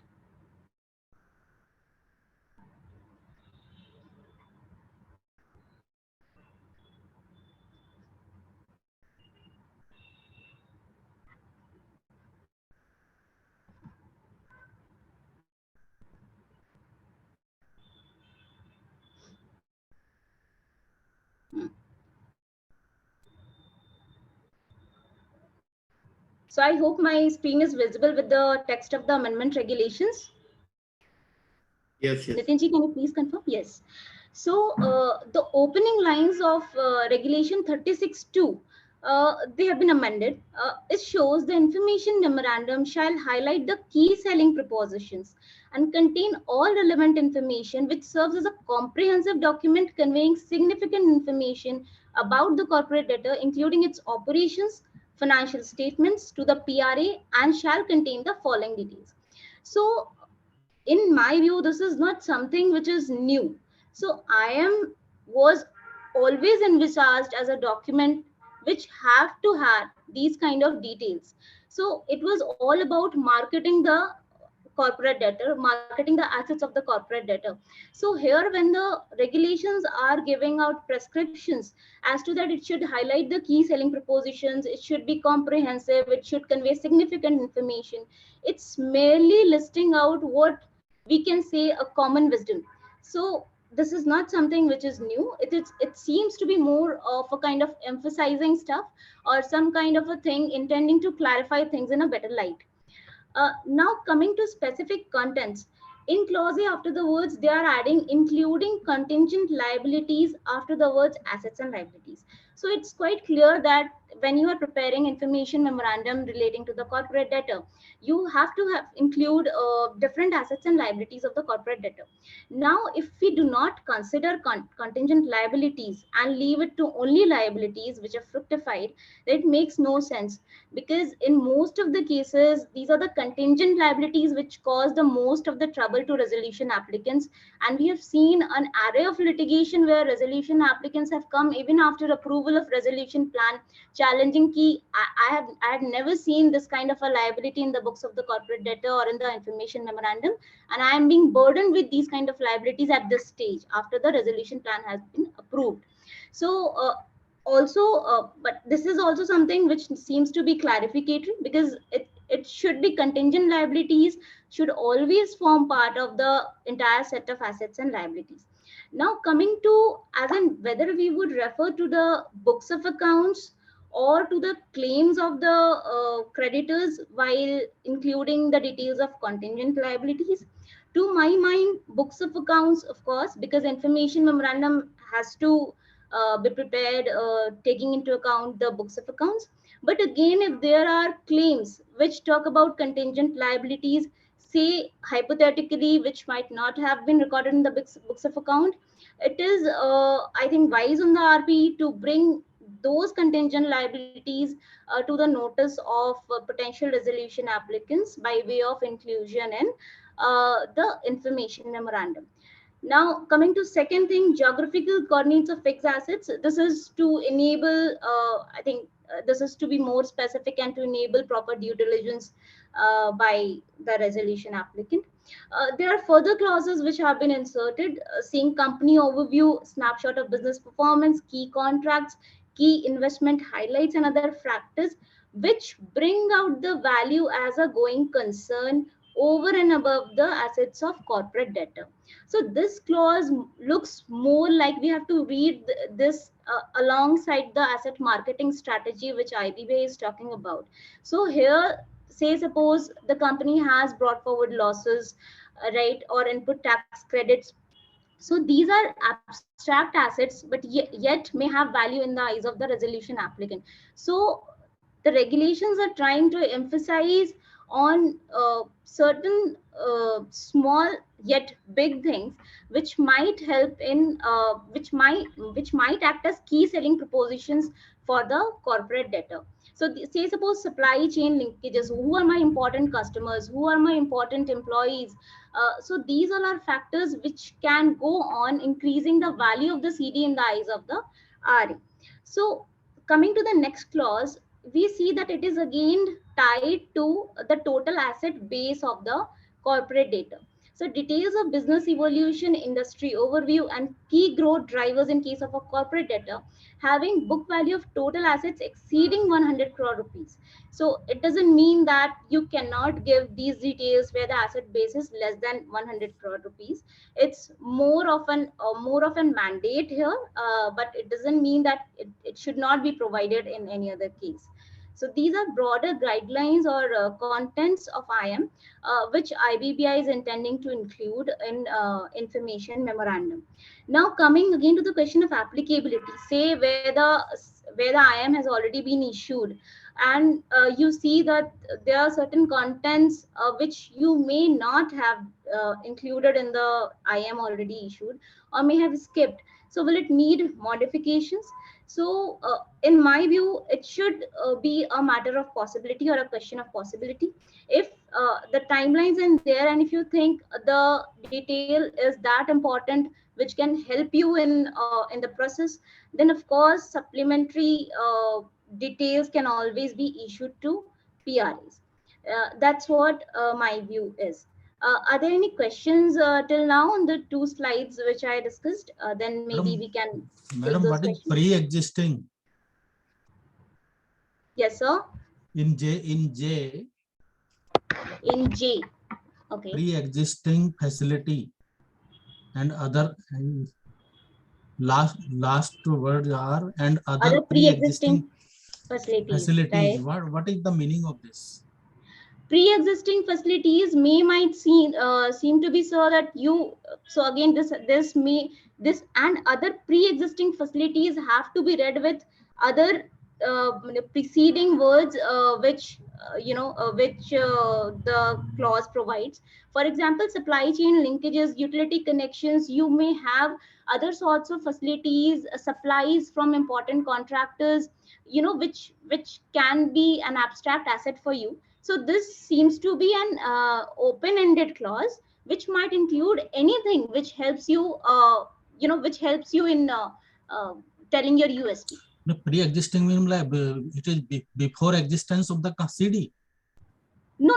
This is pre-existing, as in you have. So I am not sure why they have put pre. It is like existing facilities which you are already having. It should be the existing we are having, and we will explain about that. But pre-existing, we are unable to understand the pre-existing. Yes, so pre-existing seems to be causing the confusion. It should ideally be existing facilities, which the company is already having and is taking advantage of. Thank you. Yes. Any other questions, or should I move forward? Geographical coordinates means geographical location or something more? Yes, so probably this also came up, I think, in CERSI. So you have to maybe give some longitudinal or latitudinal coordinates, and technical details as in how this is ascertained. Even I'm not sure of, but geographical coordinates would mean you have to give specific location and map-based location to the PRA. Okay. That looks like the case. Okay. Okay, so I'll move on to the next slide. Yes. So now compromises, talking about compromises and arrangements. So Mr. Kothari mentioned that it's an elusive concept, as in when we talk about compromises and arrangements during liquidation, as the data shows till now up to May, in fact, up to July 2022, there were only 8 cases which have been closed, and the average time taken is 466 days. Right, and of course the data does not demarcate between the timeline which have gone into say arranging for the proposal and doing all the formalities, and the time taken by judiciary to take a decision, and the realization is only 80% of the liquidation value. Right, so compromises and arrangements may not have been that successful in the scenario of liquidation. Again, there is an insolvency committee report of 2020 which also kind of questioned the viability of compromises and arrangements in the liquidation phase of the IBC. But again, as we know, there is an amendment in the Companies Act, or Section 230 of the Companies Act, where they have enabled the liquidators appointed under IBC as well to go for a compromise or arrangement. So keeping that aside, now what the regulations have done is the regulations are now trying to expedite the process, as in whether this step would actually help or not is a secondary matter. But for now, what CIP regulations do is to insert regulation 39BA. Now, this regulation is relevant where the COC decides liquidation. So, as is obvious, where the COC is planning for resolution and is considering a resolution plan or approving a resolution plan, there is no question of applicability of these regulations. This particular regulation would come into picture only when the COC decides on liquidating the entity. Now, when the COC decides on liquidating the entity, it should simultaneously examine or assess whether they should go for or they should explore any kind of compromise or arrangement. Now, where they so examine and where they so recommend that we can go for a compromise or arrangement in case the NCLT passes an order for liquidation, or say they decide no, we don't want to explore any such possibility. Such recommendation of COC have to be submitted to the NCLT along with the application for liquidation, which the RP would submit to NCLT. Now, the idea is to now say suppose COC has recommended, okay, till the time the adjudicating authority is deciding on my application for liquidation, meanwhile the COC should explore the possibility of compromise or arrangement. That is, at that point of time, maybe the RP which he can now who remains in place during that interim period, he can now go on to seek proposals for compromise and arrangement, etc., so that when the liquidation order is passed, the proposal can be quickly submitted to adjudicating authority.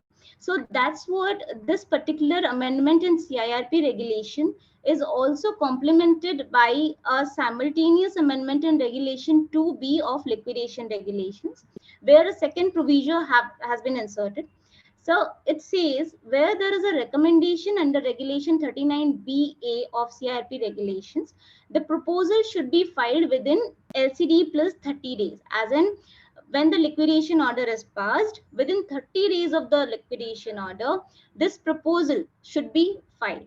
So now the timelines to complete the process, we already know that there is a fixed timeline under law, which NCLTs have considered to be directory in nature, and that's why we are seeing this average timeline to be 466 days.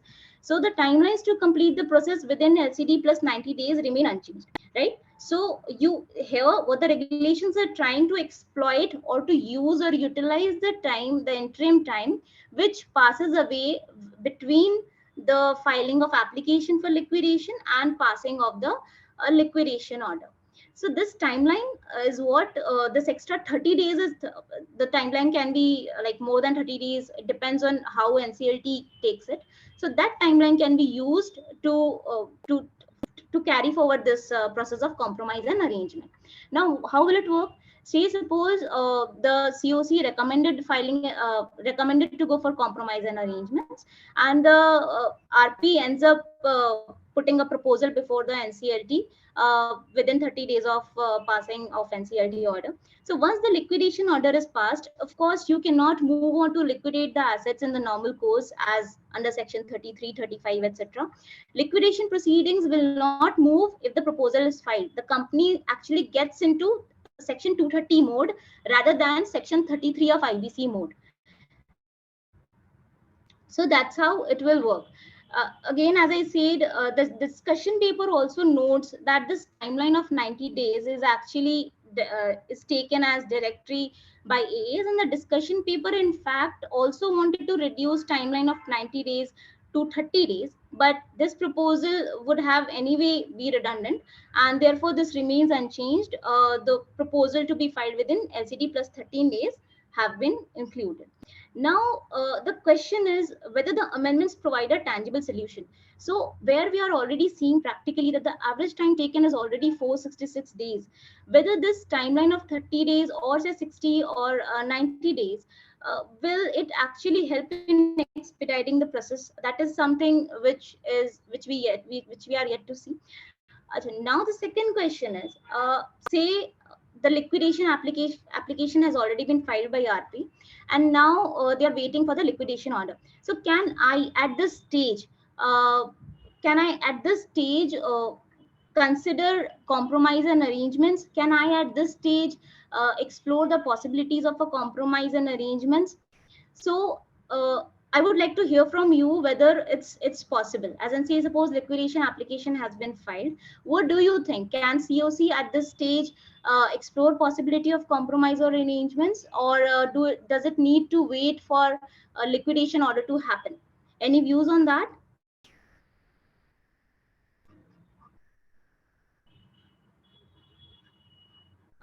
Okay, I'll provide my views. So in my view, there is no stipulation, and I don't think that there is a bottleneck or barrier in doing that, because now there is a concept of interim SCC as well. So here, when the liquidation application has already been filed and we are waiting for the liquidation order to arrive, the COC, which is acting as interim SCC, can also explore possibilities under regulation 39BA, to my mind. However, the effectiveness of compromise arrangements, we are not delving upon at this stage. Now, when we talk about liquidation, in various cases, we have seen that COCs have decided to pursue liquidation even before exploring possibilities of resolution. So now CRP regulations, regulation 40D, make it quite explicit that COC, while deciding on liquidation, may consider various factors. Now, these factors have to be recorded and then submitted in the application for liquidation. So COC, as was given earlier also, cannot make a blanket decision as to, oh, I want to liquidate the entity and therefore it should get liquidated. There have to be concrete reasons behind your decision, and those reasons have to be communicated to the NCLT. Now, what are possible relevant factors the regulations talk about? These factors, of course, are inclusive and they are not limited to the contents which the regulations provide. Now, non-operational status for preceding 3 years. Now, they talk about preceding 3 years. It can be preceding 2 years or it can be preceding 1 year as well. So this should not be seen as the sole criteria or sole factor for deciding on whether to go for liquidation or not. There can be several other factors. For example, the entity is not having any assets, or the technology or the assets have become so obsolete so as not to attract any buyer. There aren't any intangible assets or factors which would bring value as a going concern over and above the physical assets. Like, then there is no brand value, there is no intellectual property, there are no accumulated losses. So basically, in effect, the entity does not remain a going concern. It has already become a gone concern. So these all factors are some of the factors which COC may take into account and also record as reasons in the application while deciding on early liquidation of the entity. Now, this is again which looks like something being clarificatory in nature, because in past we have seen many liquidation orders and various decisions by COCs where liquidation was attempted and allowed before attempting for resolution. For example, Shiva's trading, there was a lack of business opportunity. The COC decided that we won't put good money for bad money, and therefore this entity was allowed to be liquidated. Similarly, there are other cases as well where the business activities had actually closed down and there were no employees in the company. In another case, the entity was completely non-operational for decades and there was no question of getting a resolution plan.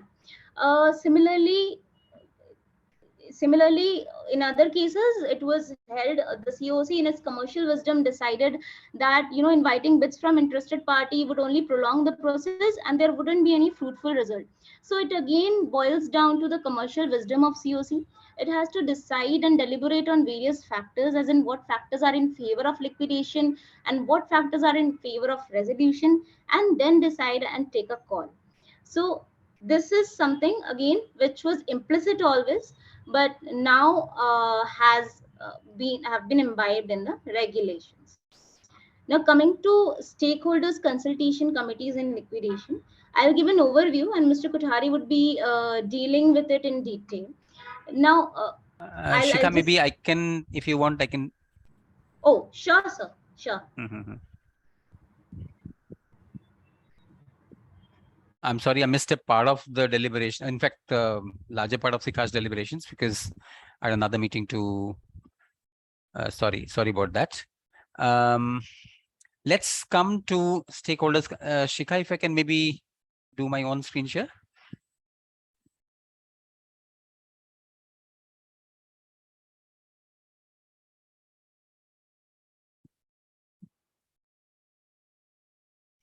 So we're talking about the stakeholders consultation committee. If it's okay with everyone, I'd like to start with an Urdu couplet. Yeah, please start. अब तो घबरा के कहते हैं कि मर जाएंगे, अब तो घबरा के कहते हैं कि मर जाएंगे, मर के भी चैन न मिला तो किधर जाएंगे। ये क्यों बोल रहा हूं कि जैसे मैंने पहला कहा कि CRP indecision in JLF leads to CRP. Indecision or lack of timely decision in CRP leads to liquidation. Liquidation में आके indecision छोड़ना पड़ेगा. Can we still have the same prolonging indecision in liquidations as well? So I think that's where somewhere we need to realize, are we creating a forum of indecision very clearly? Well, creditors are the stakeholders, liquidator is working as the agent of or for the benefit of the stakeholders. The law has always talked about liquidator where need be seeking consultation from the creditors. But the question is, liquidator being guided by decisions of the SCC. The issue is, what if there is no decision? Then what does the liquidator get guided by? So indecision by the SCC and the chances of the indecision, that becomes the biggest pain point. Many of you are having liquidation experience already. I wonder, some of you might actually be having SCCs also actually operating. I don't know actually how do SCCs are working, because my experience is a little old on that, and therefore I don't have SCC experience actually. Neither does my colleague Sikha have SCC experience, but I'm sure you must be having SCC experience. Now, what has actually happened by virtue of these changes? The discussion paper of IBBI talked about giving SCCs a larger role in liquidation process. By the way, I must also say that in the 56 Act also, there was a creditors advisory committee. Creditors consultation committee is not new. It was there under 56 Act also. Official liquidators also had creditors consultation committee, but it was advisory committee. It's not directive committee. Under CRP, what happens? The COC is the one that decides. RP is simply the masters of the ceremony, is the so-called master of the ceremony. He is simply a what do you call MC? He conducts the proceedings. The proceedings are, we are driven by the decision of COC. Commercial wisdom of the COC is supreme. That's what Supreme Court reminds time and again. Are we therefore saying commercial wisdom of the stakeholders consultation committee is also supreme in liquidation? If that's what is the eventual implication of this law, then we have something a little disturbing, and that's what I'm trying to drive home. So let's first understand what's the change of law. Now, there are several regulations inserted. Some were there already, some inserted post the change of the regulations. Unfortunately, the text of the amended regulation, I believe, was not available from IBBI website. IBBI website has very ably given the amended text of the CRP regulations, but I don't know whether the text of the liquidation regulations was available on IBBI website. Let me just fetch. They have given, recently given. Okay, right, not a problem. I'm trying to pull on screen the text of the liquidation regulations as amended, and we will use that as the basis. Shikha, maybe you can present the liquidation regulations on screen and just move to 31A. We'll try to make certain points. So 31A now talks about SCC consisting of either the creditors themselves or the representative of the creditor. We'll first start with regulation 31A by 1. Shikha, you are sharing the liquidation regulation, the word text of that. Would you have it handy?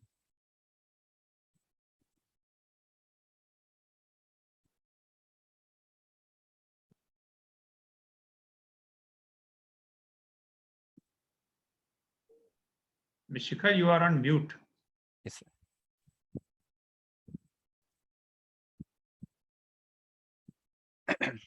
Are we able to see the screen? So that's where we start from regulation 31. I don't know whether you're able to see this fine print on the screen. I'll try to maybe enlarge it a bit so you can see it. Stakeholders Consultation Committee, the regulation, sub-regulation 1 now says, liquidator shall constitute a consultation committee comprising of all creditors of the corporate debtor. All creditors of the corporate debtor within 60 days from liquidation commencement date based on the list of stakeholders, comprising of all creditors based on list of stakeholders. We first need to understand that the word stakeholder and the word creditor, they don't mean the same thing. Stakeholders are much wider term. Creditors are of course creditors. For example, shareholders are still stakeholders. A shareholder is also a stakeholder because once liquidation commences, claims may be filed by shareholders as well. I hope all of you appreciate that if at all there is enough of money in the liquidation process, even shareholders are entitled to a surplus. Well, that surplus is never there because that's what liquidation actually means.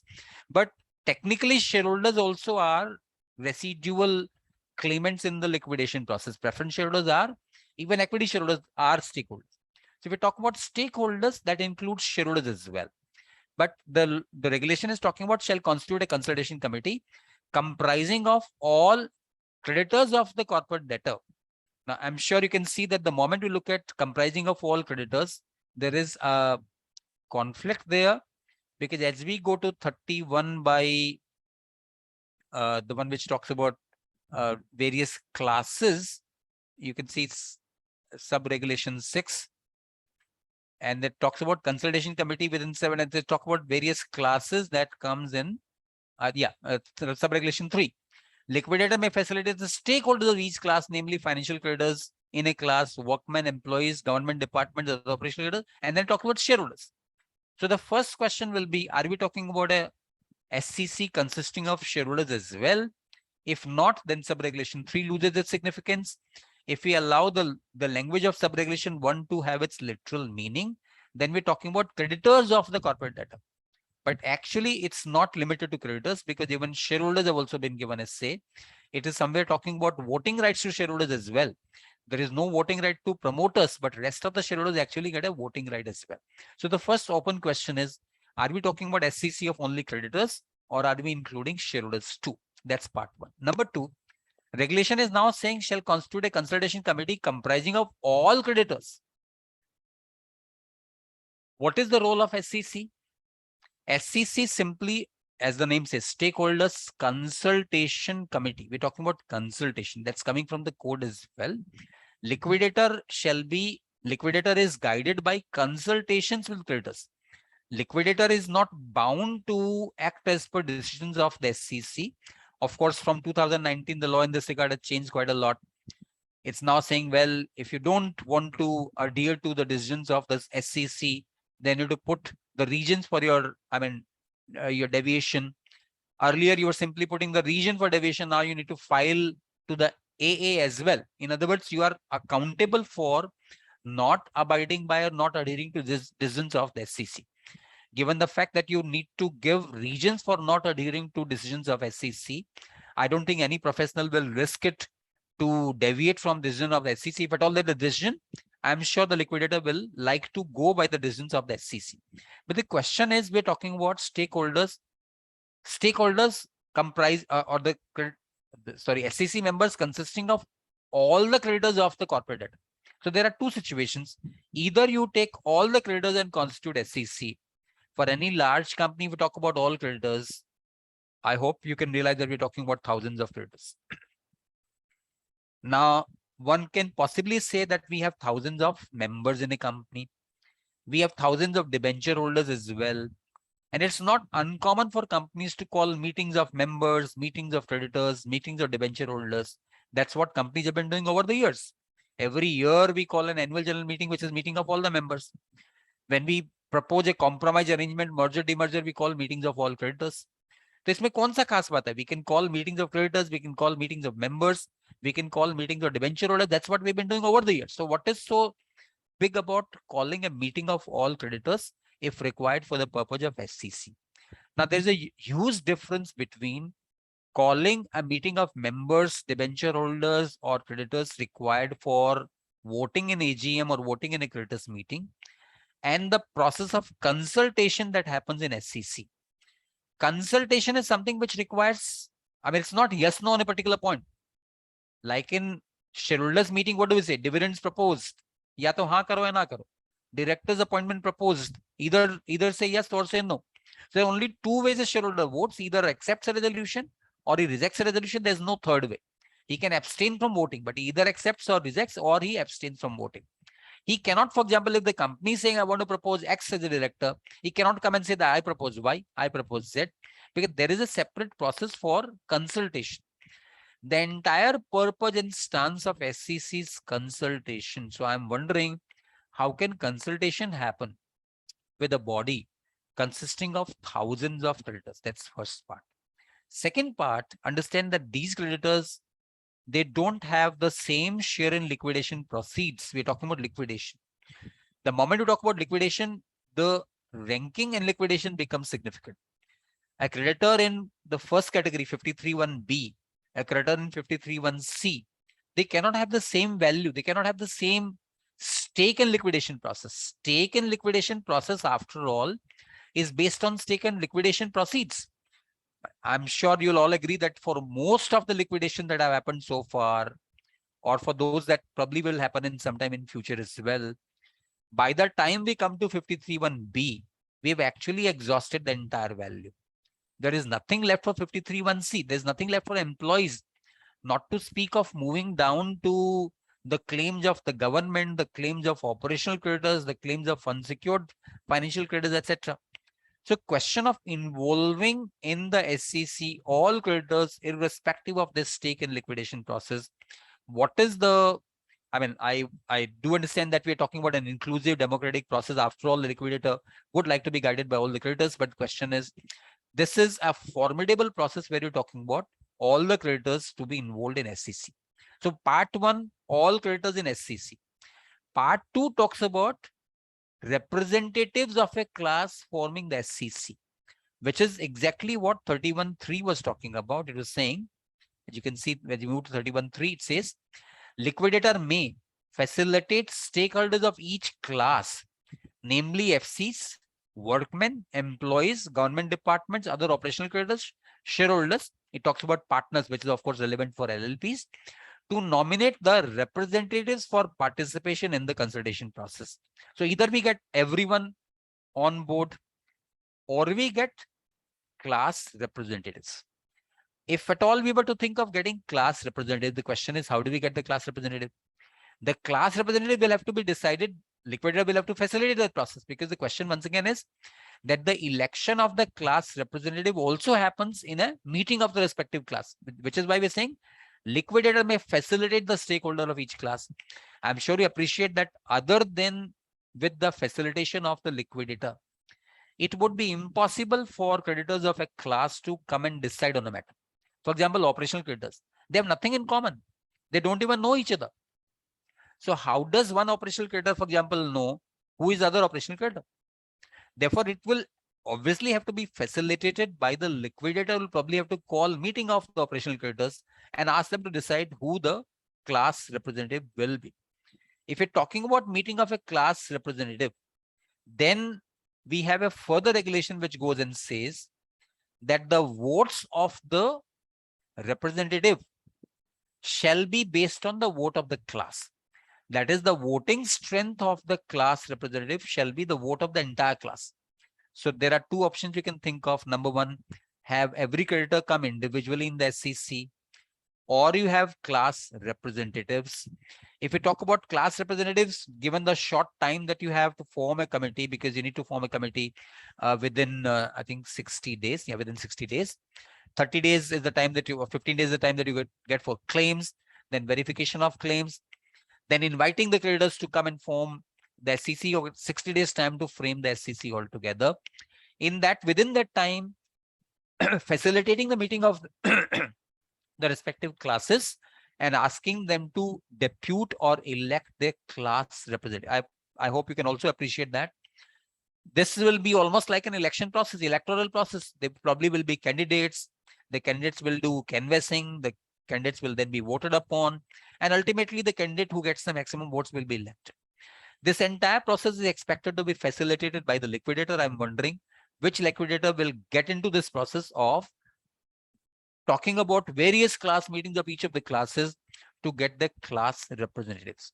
If you don't get into class representatives, and therefore let each creditor come on the meeting directly, even if you send, let's say, mailers to 5,000 odd creditors to come and join the SCC, maybe you may not get response from all, but probably you might get response from a few hundreds. So you're talking about a few hundreds of the creditors forming a class meeting, and creditors meeting. And this creditors meeting is going to advise the liquidator on several significant matters. By the way, as time has proceeded, the scope of the so-called advice has continued to expand. You can now see the scope of the SCC's powers. So talking about remuneration of professionals appointed under Regulation 7, remuneration of professionals. Think of who all are the professionals appointed under Regulation 7. You're talking about number one, valuers, process consultants. You are also talking about advocates, because quite often liquidation is fraught with multiple litigations going at various forums. There are workers filing a case against you. There is some promoter filing a case against you, etc., etc. So you need advocates at all stages. Even the appointment of, in fact, the remuneration of these professionals is to be advised upon by the SCC. Then comes the most important part, sale, including manner of sale, pre-bid qualifications, reserve price, marketing strategy, and auction process. Almost everything connected with the sale, starting from the manner of sale till the actual auction process, everything will be based on the advice of SCC. What I am very, very sincerely, very humbly, what I fail to understand is each of these functions are what you can say the core functions of the liquidator. Core functions. This is what the liquidator is supposed to do. If in his core function that is supposed to do, he is the slave of the process, the slave of the advisory process, I wonder what will happen to decision making. That we are talking about a terminal phase. We're talking about a terminal phase in the company's life. We're talking about dismembering the company and selling it in bits and pieces. In that terminal phase, if a decision of or the consultation of SCC consisting of such diverse class, people with diverse interests, people whose interests may actually be working at cross purposes, because the interest of an operational creditor cannot be aligned with the interest of a financial creditor. Their rankings are different, their priorities are different, their level of experience is different, their level of understanding of way of working of liquidation process is different. With such diverse stakeholders of diverse levels of interest, yet the liquidator having to be driven by that process, and we're talking about a voting strength of 67%, because as we move down, we're talking about the sub-regulation 11. Consultation committee, after recording the regions, may, by, this is about replacement, but there is a majority vote. Yeah, submit. Okay, this is we're talking about. Shikha, if you can just tell me the regulation which is talking about majority vote, not for the replacement of liquidator, but the normal. So 9, sub-regulation 9. The consultation committee shall advise the liquidator by a vote of not less than 66%. This is the normal advisory power of SCC, a vote of 66%. The consultation committee may advise the liquidator with a vote of 66%. This vote, 66%, by the way, you can compare the language of subregulation 9 and that of subregulation 11. Subregulation 11 is replacement of liquidator. There we're talking about majority of not less than 67%. Earlier, the words were present and voting. The word present and voting has been recording by majority vote of not less than 67% proposed to replace. And subregulation 9 talks about vote of not less than 67%. You can see the word present and voting was existing earlier. The word present and voting has been removed now. So we're talking about 67% of representatives voting. Voting meaning because presence is not mandatory. We're talking about mostly electronic meetings. So we need to talk about those creditors who are voting. Those you don't vote at all, we're not talking about absolute voting strength here. For example, if the total value of creditors' claims is, let's say, 100 crores, we're not talking about votes of at least 67% of 100 crores. We're talking about only those who voted. So basically, we are capturing those who voted in favor, those who voted against, the value of votes of those who voted in favor must be at least twice the value of votes who voted against. That would be the manner of voting. But there'll be several questions here. A, what if the SEC becomes indecisive? You fail to get 66% votes at all, then what do we do? In that case, does the liquidator take his own stand? Because he has not been guided by the consultation of the SEC, will the liquidator continue to move undeterred on his own, take his own decisions if the SEC has not voted at all? SEC has voted, however, the vote is not something the liquidator wants to adhere to. There, the liquidator has to state the reasons for not adhering and has to not only communicate the reasons to the IBBI, he has also got to communicate the reasons to AA. So it becomes a very difficult process. So to my mind, I think this, maybe I am sort of worried more than you all are, and maybe I might overrated or I'm over concerned perhaps. But I would like to hear from you all who are actually having experience of working with SECs under the revised provisions of the regulation, which is talking about two scenarios. Either have all the creditors as members of SEC.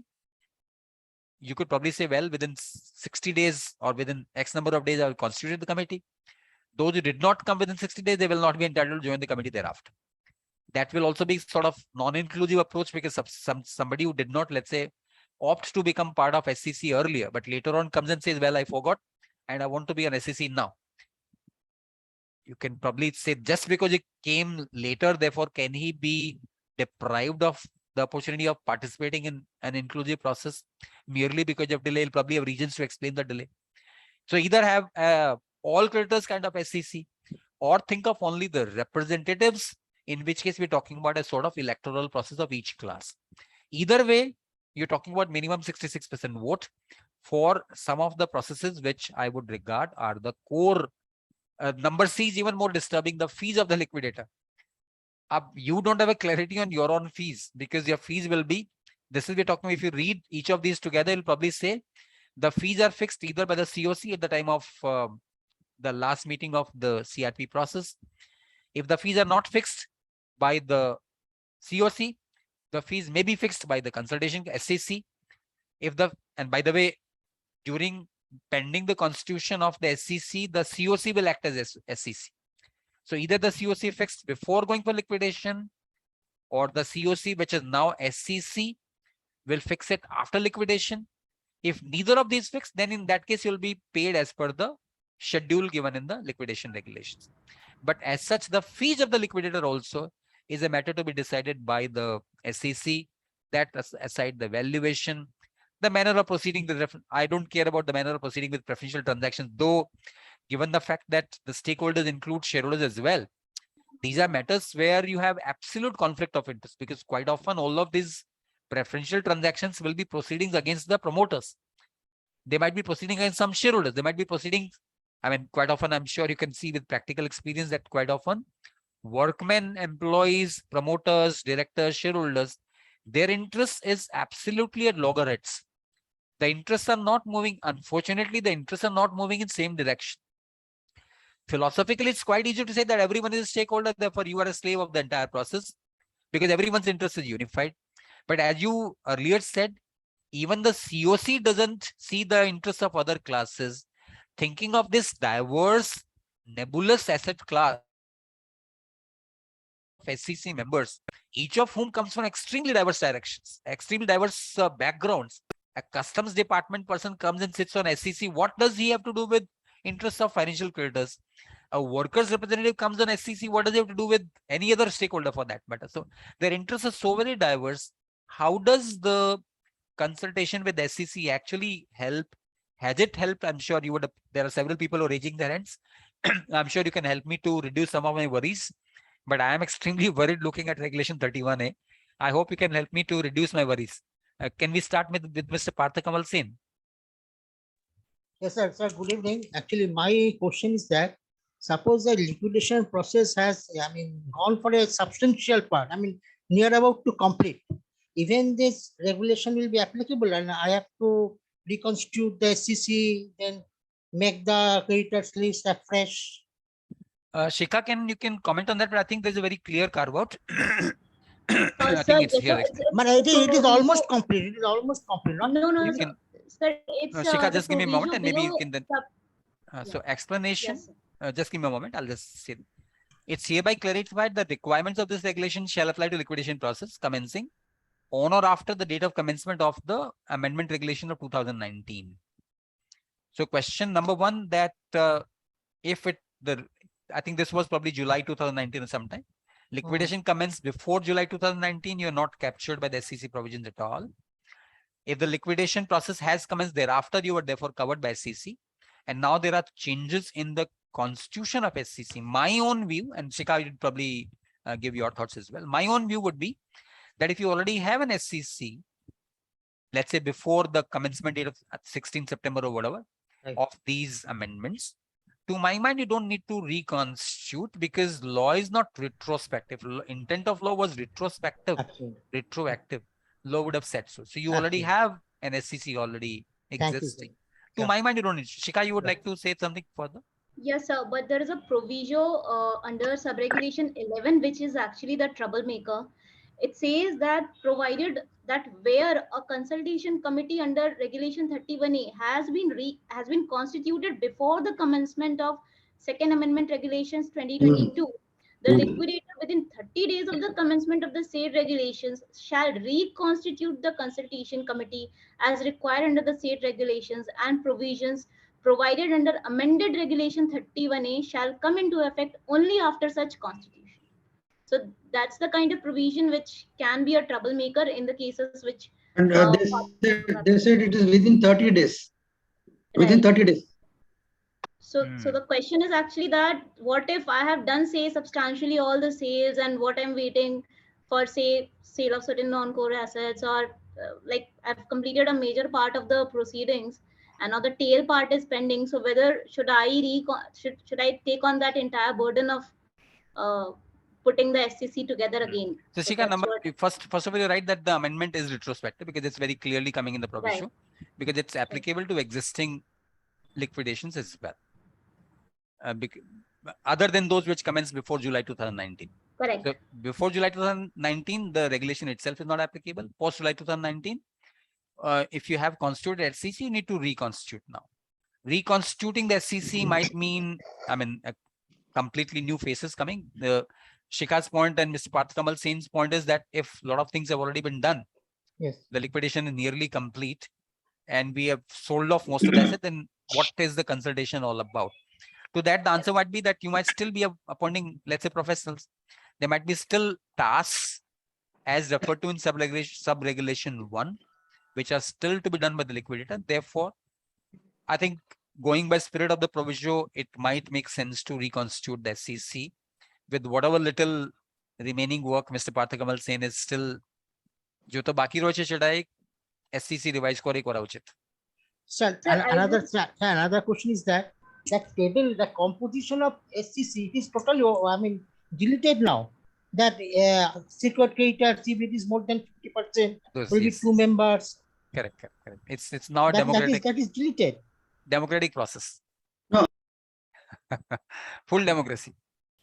Full democracy. Okay, thank you. That's what my understanding is, but others have, as I said, my levels of worry reading this 31A is extremely. See, I have a small doubt. If you see 11, it is talking about removal of liquidator. But I think proviso is proviso to the entire regulation. So looking at the language of the proviso.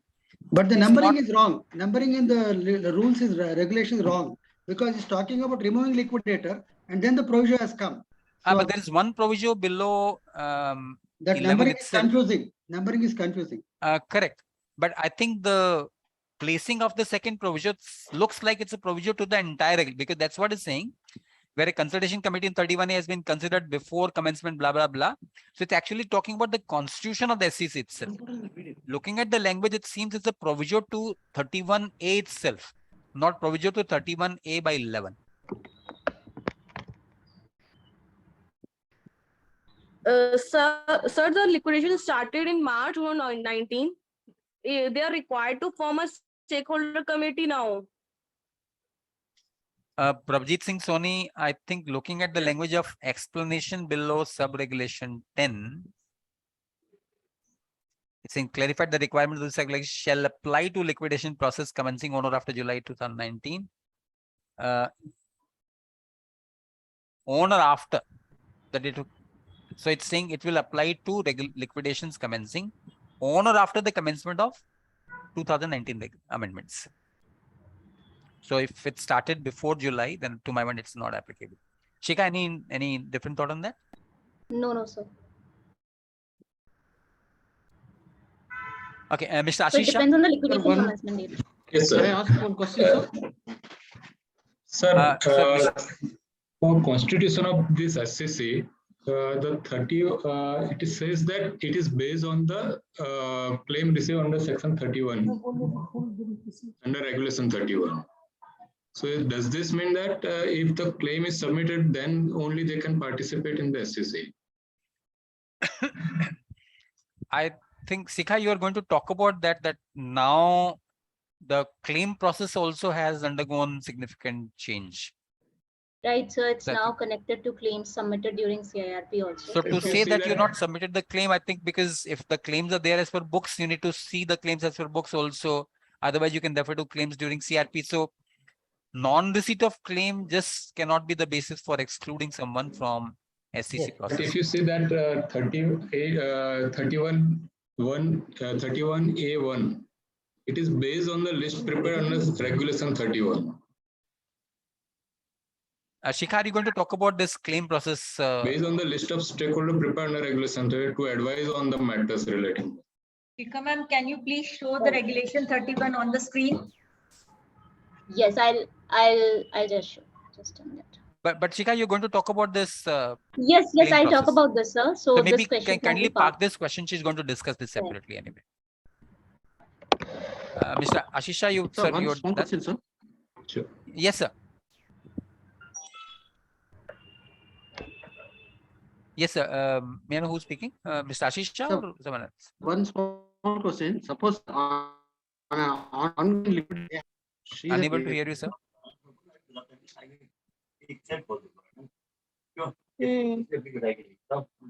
Mr. Sridhar, I'm unable to hear you, sir. Yeah. Sir, can you hear me now? Yes, better. Hello? Yes, sir. Yeah. In an ongoing liquidation, suppose we reconstitute and the SCC and there are new members. What about the decisions already taken? Will there be any impact on them, sir? The normal process of law is that if a new body comes, unless they explicitly decide to overturn the decisions, you don't have to, take existing decisions for a fresh review, because otherwise there'll be absolutely no what you call stare decisis. There'll be no stability of decisions. So by yourself, you don't need to take any decisions for review unless the SEC members explicitly decide to overturn past decisions. For example, let's say you decided to sell at a particular valuation, they say, no, we don't agree. And they want explicitly this to be overturned. Then, well, you'll have still got to be guided by what the SEC members say. Good evening, Kothari sir. Can I? This is Arjun. Kothari sir, can you hear me? No, sir. Voice Can't is not hear you. clear. Am I audible, sir? Little better now, kindly say. Sir, am I audible? I have one question. There is someone speaking already, so kindly hold. Yes, sir. There was somebody speaking already. Yeah, this is Rajkumar Mehta, sir. Yes, sir. Yeah, Rajkumar ji, kahiye. Can I continue? Yes. Rajkumar ji, चेहरा नहीं दिख रहा आपका. I have one. Sir, अभी दिख रहा है? चेहरा दिखाइए. हाँ सर. राजकुमार महतो बोल रहे हैं ना? हाँ जी, हाँ सर. तो चेहरा क्यों छुपा रखे है भाई? नहीं छुपा है सर, आपसे कहाँ छुपाऊंगा सर, आप तो हमारे पुराने सर हैं. बताइए. हाँ बोलिए राजकुमार. हाँ सर, मेरे एक प्रोसेस में ऐसा है कि SCC में there was one creditor who had lost his claim. Now during the liquidation process, he has not lost the claim. So how to take care of, keeping in view of the change Rajkumar, regulation? Shikha is claim wali process pe Shikha will be speaking about that because there is a change of law on the claims also. So kindly just hold on.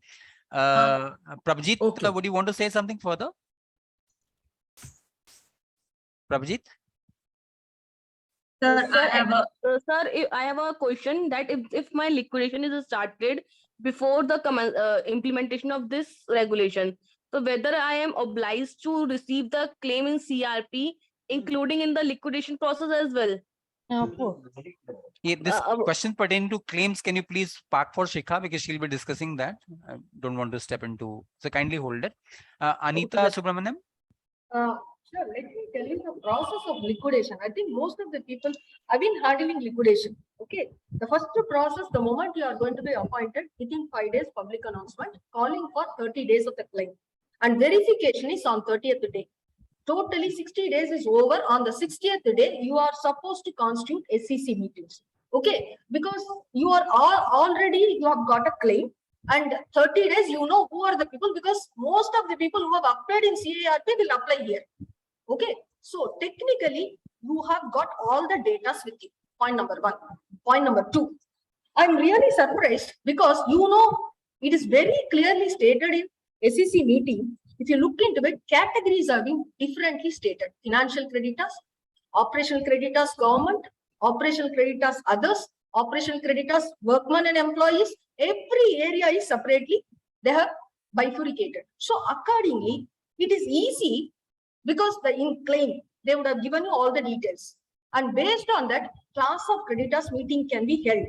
And we can very well, among them, we can choose. If they are going to ask the questions, see, you know pretty well all the claims, whatever we are going to admit it, within 7 days from the 60th day, we have to state to them like you are accept or reject. 90% of the claims we are going to accept. There is going to be a dispute on only 10% of the claim. Any person who is going to file the claim belatedly, that is after 30th day, it is the duty of the liquidator not to accept the claim. It has to go to the NCLT.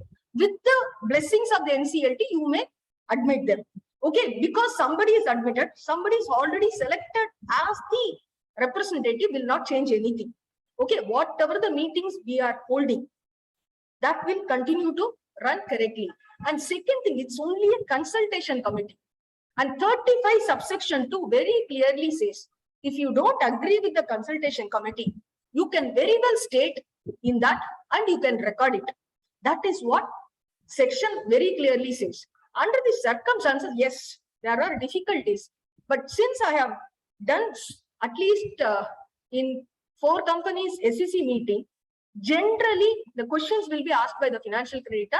The other creditors will ask whether I will get something or not, according to section 53. It is easy question because as you have rightly pointed out, 53 subsection 1 subclause B, the secure creditors with the workman, up to after that it will never go beyond.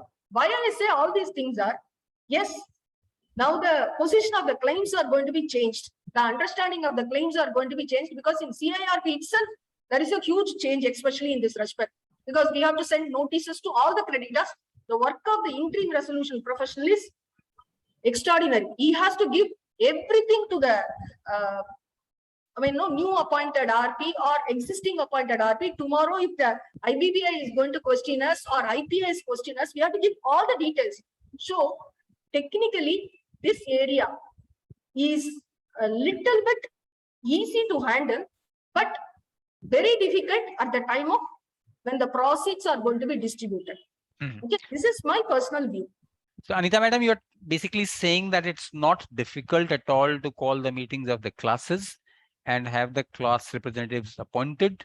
And then you have a small number of people, 6 or 7 people to sit on the committee, and therefore carrying consultations with them becomes quite easy. That's you said that you have tried that and you've successfully handled this, which is why I'm saying that my experience is extremely unuseful here because I don't have this experience actually. And you said you have this experience. So thank you for helping me and reducing my levels of worry. Thanks. Shikhar Chandji, would you want to speak, sir? The voting percentage in the consultation committee, the voting percent, how the voting percentage will be decided? It will depend upon the total amount of claim. Yes, it's based on the amount of claim. That's very clear. Voting is, in case it's a representative, then the votes of the entire class, I mean the claim of the entire class. If it's a single person, then the amount of admitted claim. So suppose the total claim, all the claim of the financial creditor, workers, and we have to consider the claim of the shareholder also. Now, like I said, looking at sub-regulation 1, we're talking about creditors only. Shikha, maybe you can also give your thoughts on that, because sub-regulation 1 talks about comprising of all creditors. Shareholders are not creditors. That's one point here. But then as we move down, we're talking at several places, we're talking about shareholders. For example, you can see sub-regulation 2. Voting share of a member shall be in proportion to his admitted claim. Then the provision says, provided promoters, directors, partners, representative may attend the meeting, but shall not have a vote. So it would mean if somebody is not a promoter, but says plain shareholder, you'll probably have a right of vote. But there is a conflict between sub-regulation 1 and sub-regulation 2. I think the way, in my view, would be to take the position that it's only the creditors who have voting rights, and therefore look at the total number of votes as the total number of admitted claims. Since we're talking about a committee, if you're talking about classes, then the total votes of the respective classes. The normal shareholder is also have a voting right. So why his claim should not be amount should not be considered for the proportional voting? Shikha, while I agree that, as I myself started by saying that in liquidation process, shareholders are also claimants. Shareholders also file a claim. However, looking at language of sub-regulation 1, which says comprising of all creditors, I would say that's where we probably, there is a discrepancy in language for sure, but the way to harmonize the discrepancy to result, that's the way I would like to take that view. Shikha, do you have any thoughts on that? No, sir, completely agree. As in creditors, if we read in literal parlance, would not include shareholders as such, unless I just clarify. Sure. And Mr. Devang Sampath? Sir, first of all, maybe on democratic concept, it is very good that all creditors are brought into stakeholders, but practically it is going to be a big issue. Second thing, the BLRC report and the Insolvency and Bankruptcy Code had formed a COC of financial creditors because they were supposed to be informed. Now, bringing all stakeholders over here is itself going against the basic tenets of BLRC report. Even bringing stakeholders committee itself is against the basic tenets of BLRC report.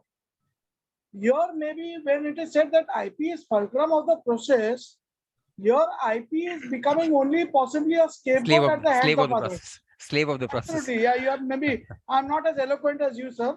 So please excuse me for that. I want to understand what is the maybe if of course besides the regulation, what must be the reasons for these regulations, where the entire basic structure of BLRC report is being taken away.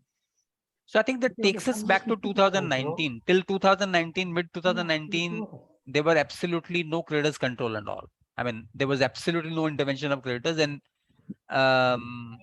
one would have heard Dr. Sahu also in several public forums saying the last chance of the creditors to control the process is resolution.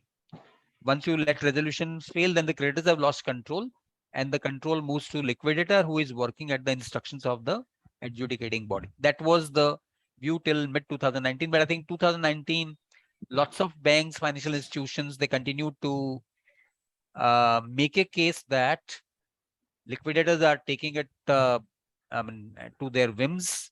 And since ultimately it's the creditors who are the beneficiaries, the liquidator is purely a fiduciary. So no fiduciary can be working without the, or let's say disregarding the views of the,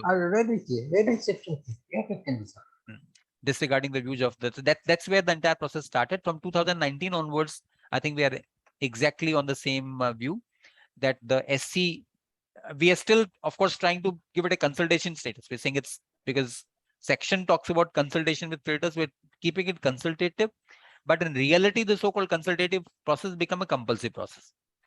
Consultative because the law says so. Compulsive because if you want to deviate, you need to give reasons, and you also need to take it all the way to the adjudicating body as well, which I don't think anybody would actually want to do. Mr. Pramod Singh, sir. Yes, sir. If there are no any assets with the corporate data, do I need to consider the SSC? Because law says looking at sub-regulation 1, there are many things, including the fee of the regulator, valuation. Okay, valuation we can leave out, but you say remuneration of professionals. I mean, I would say most of the action the liquidator does as a part of liquidation process are covered by the scope of the consultation committee. Okay. So to say that I will not have an SEC at all will open questions on the professors. I would suggest better not to risk it, even if there is nothing for the SEC as such to do, but still have it. Okay. Okay. Any further questions on the SC part, from the stakeholder consultation committee part? We have several slides where we talked about this. So I would like to ask one question. Yes, sir. Yeah, this is Atul Rajwadkar. Yes, sir. Yeah. In a case where most of the, all of the assets are sold, and the only pending part is the litigation thing, majorly the preferred PUFE transactions and all, and we have the SCC, but do we, as per the general reading of the regulations, it seems that we have to reconstitute the SCC. Yes, it seems. It seems looking at the proviso below sub-regulation 11 that you need to reconstitute it. So, and you have 1 month's time. Most of the things are done. Litigation will take months and months and months. You are probably appearing before NCLT Mumbai, so it will take perhaps longer. So if it takes that kind of a time, so I would suggest please reconstitute the SCC. Okay. Thank you, sir. That's it. So, sir, just adding here, just one connected question. And maybe you can carry over, Sikha, because I think SCC part is largely done. We don't need to run through slides. We are talking about only 15 minutes past, 15 minutes to 7. So kindly take over and take the rest of the proceeding also. Go ahead. Yes, just this point, I might need your inputs also, sir. So here we are talking about the SCC can also advise you on the manner in which these proceedings should close. Avoiding proceedings should be continued post the closure of the liquidation process or disapplication. My liquidation sales, etc., are all done. Now I reconstitute the SEC, and that SEC can now give me advice on the manner in which these proceedings should be taken ahead post dissolution. That might be a pertinent question for many liquidations where such applications have already been filed. I completely get your point, because when it comes to these applications under the so-called vulnerable transaction, there is a very clear case of conflict of interest. ये क्या है, एक मतलब एक आदमी जो समझिए एक बड़ी सी ताकत के साथ झगड़ा कर रहा है, बड़ी ताकत के साथ लड़ाई कर रहा है. Well-established promoters. तो उस तरह की लड़ाई में there are conflicts of interest for sure, because there is somebody who is working at someone else's behest. There's somebody who would probably be talking he's probably talking at the behest of somebody else. So there will be vested interest, there will be conflicted interest, there will be a clash of interest. However, since the SEC's decisions are now a sort of liquidator को छत्र छाया के नीचे में काम करना है, तो मेरे ख्याल से even if it let's say the SEC advises that now you stop the avoidance proceeding, stop it. You are ultimately, you're working at the behest of the creditors. Inclusive body of creditors says stop the proceeding, stop it. Continue the proceeding, continue. So I think the liquidator should take unattached, unemotional stance in the matter and say that since I'm anyway working at the instance of the creditors, I will do what the creditors ask me to do. Shika, your signal is a little weak, but you can still maybe continue. I'll try, sir. Just a minute.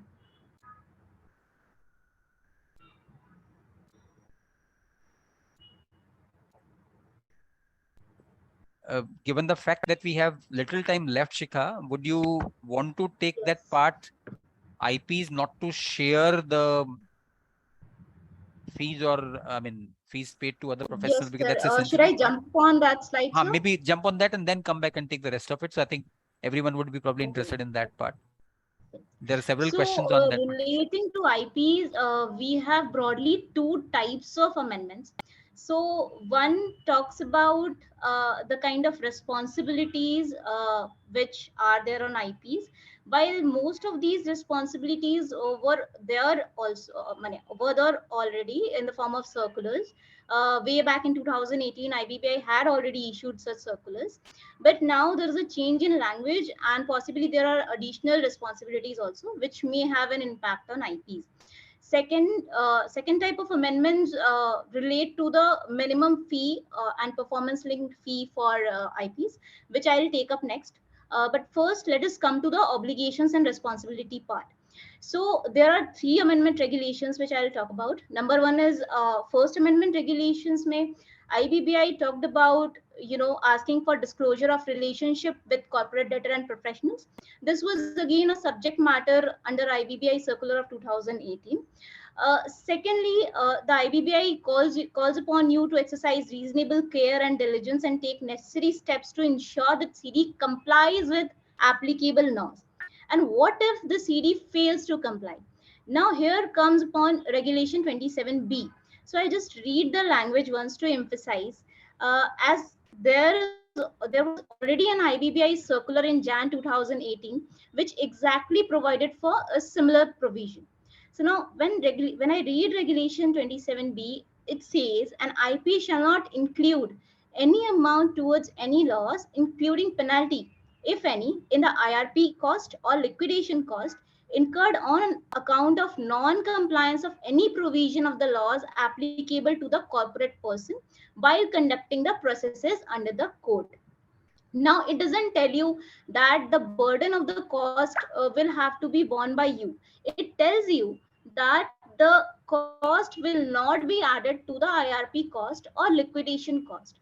But of course, the obvious conclusion is if you are not allowed to include this in the IRP cost or liquidation cost, the obvious conclusion is that you have to bear the burden of this cost.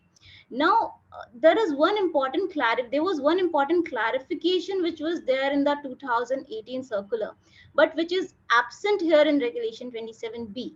It says, it is also clarified that the insolvency professional will be responsible for the non-compliance of the provisions of the applicable laws if it is on account of his conduct.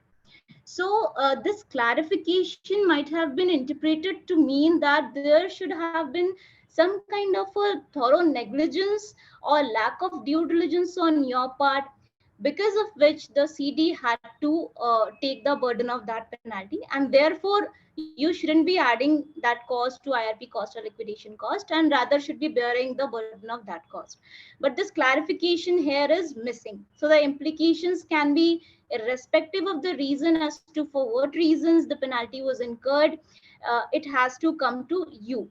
However, what our view is that this clarification seems to be implicit in this regulation itself. This regulation cannot be read sans this clarification. Otherwise, it would lead to counterintuitive interpretations, say where there was no fault of the IP. However, the IP still had to take penalties for non-compliance of laws. Then in those cases, the cost, the penalty will not be borne by the CD, will not be borne by the IP. Similarly, there is Second Amendment regulations where there is, just a minute, where the code of conduct has a new para, which is para 26A. The 26A says an IP shall not accept or share any fee or charges from any professional and or support service provider who are appointed under the process. So number 1, you should have appointed any professional or any support service provider in the processes you are conducting. Then secondly, you should not accept or share any fee or charges. That doesn't mean that you are barred to provide other services or take any other services in your individual capacity or in your capacity as any other professional other than an IP from these professional or support service providers. Besides, there are IP Third Amendment regulations which provide for increased regulatory fee to IBBI. I would seek views of Mr. Kothari if he wants to add to this particular discussion.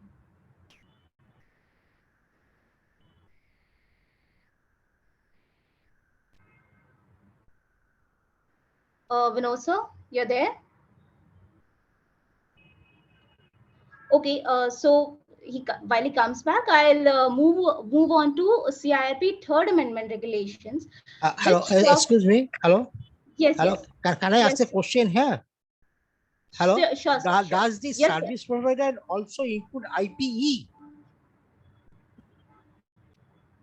Does the service provider support services provider? Yes, if the IP is providing IPE support also, services. and IPE Yes, also. ideally, to my mind, yes, because if the IP is providing support services to the IP, they talk about support service providers. Shika, how would that work? Let's just ponder to think. How would it work? You know, because IPE is the body of which you are a member. Yes. Right. You provide services to IPE. You are, of course, entitled to profits of the IP. You might, for example, be a member of LLP. You are entitled to the profits. The idea of this is that if you are engaging a service provider, you will not expect a cut. Mane seedhi baat mein, you will not ask for, if I were to use a language which I'm sure chartered accountants will easily understand. Cuts, right. Sir, also here it is mentioned from, not with. The word is from, sir, here. Mane, I was using a very street language to say under the table aap kuch nahi maang rahe ho. Exactly. And also, sir, here the word used from, not with. So since it is not with, so IP, I think it is not included. No, I don't think IPE will come. Shika, I would agree with Mr. Sen that IPE, I am a part of the IPE. So I cannot therefore. That is doable. But for the, say, suppose if there is a particular fee which the IP is charging, will it be good to say that? No, but will it be good to say since that the IP is a member of. I understand this in this, sir. Okay, whatever fee you are sharing with the IP should be in minutes of meeting and should be approved by COC. If you are sharing 50-50, so your fee should be 50 rupees to IP and 50 rupees to IPE, and should be approved by the COC. I think the way I put it, my understanding of the intent of this provision is that since your fees are separately fixed and separately disclosed, the insolvency professional should not try to augment his fees by getting cuts from here and cuts from there, and you know, sort of reciprocal fees from other places. That is the only intent. That's the intent. Beyond that, for example, you might be providing service. Let's say I've engaged an auditor to do work for, let's say, my case. Now I am doing certain work for that auditor, but the issue is that I am getting paid for what I do for him. I am not being paid for what I assigned or what paid to him. In other words, it's not a circular fee which is coming back to me. I'm being paid for whatever services I have provided for the other professional. But this does not stop. Sorry, this does not. So this moment, this does not stop an insolvency professional from providing his own services to the other professionals who he has engaged, but he's being paid for that. He's not getting a sort of circular payment for whatever he has paid to the professionals or service providers engaged by him in the process. That's my reading. Manojji, you would want to say something? Yeah, I just wanted to say that as per me, the purpose is that in big four cases, like they are paying back, IPEs are paying back from their fees some percentage to IPs over and above the IP fees, whatever is the IP fees. To stop that, this is being brought into, and the cut and all, whatever you are saying, it was already there earlier also, that you cannot take any cash benefits or any other benefits. All these were there. This is, I think, the purpose is only to stop this. IPEs are paying back to IPs as percentage of their. That should be the purpose. Point noted, sir. Sir, I also request another comment from your side. You know, what is said till now that IP cannot delegate his RP cannot delegate his responsibility. Okay, but sir, if you see this amendment, here the word service provider is used. So what is your comment, sir? I can delegate. I mean, I can use somebody to work for me. Service providers. Sir, I can engage somebody to check claim for me. He is service provider. What exactly is the point, Mr. Sen? Sir, my point is that till now it is said that RP cannot delegate his work. But sir, if you see read this amended regulation, they said RP cannot share his fees with service providers. So indirectly it allowed RP to engage service provider, isn't it? I don't know whether there was any bar in engaging service providers as such. Delegation of work is different. Delegation of work means delegation of responsibility, but whether service providers cannot be engaged, for example, let's say security agency is service provider. Technically, if there's a security agency which is securing the operating unit, that's a service provider. So claim verification by a qualified person is also service provider. I am not too sure on that, whether you can engage a person for claim verification, sometimes based on the extent of claims received. I don't know, but probably with the proper disclosure to COC, perhaps you can. I am not too sure on that. Okay. So, Shri, would like to move further. Yeah, I think maybe with we still have 130 people attending. The best part is that you all have been so very enduring, so very tolerant, that you all been there for nearly 3 hours of non-stop listening. We have been passing our worries to you all. You are a good speaker, you know. Thank you very much. Don't mind another 1 hour also. No problem. Sir, yes. So it's so very kind of you for this very very kind informative comment. session, sir. Thank you. Extremely kind of you. Shikha, continue, please. Yes, so I'll just run past the other amendments quickly. So responsibilities we talked about. Now let's talk about the fee. One of the major concerns of IPs, as always. So there had been discussions on whether to have a minimum fee tabulation, just like we have in case of liquidators, and also plus whether to have a performance-linked structure. Because while there was an argument that value maximization and timely resolution are anyway twofold objectives of the RP, whether there has to be some performance linked fee or not, that was always a point of debate. However, the debate has been put to rest by Third Amendment regulations. These regulations basically talk about two things. One is a table for minimum fee, a schedule for minimum fee. Second is it talks about performance linked incentive fee. So let me first talk about the principles, which I'll take from the regulations itself. Just a minute. Yes. So CRP regulations have been amended to include regulation 34B. So 34B is that fee of IRP or RP have to be decided by the applicant.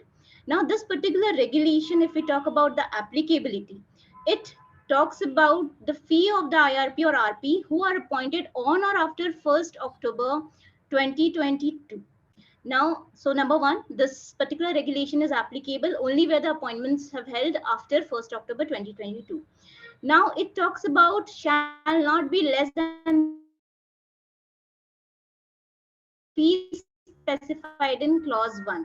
So there this regulation prescribes the minimum fee and not the maximum fee.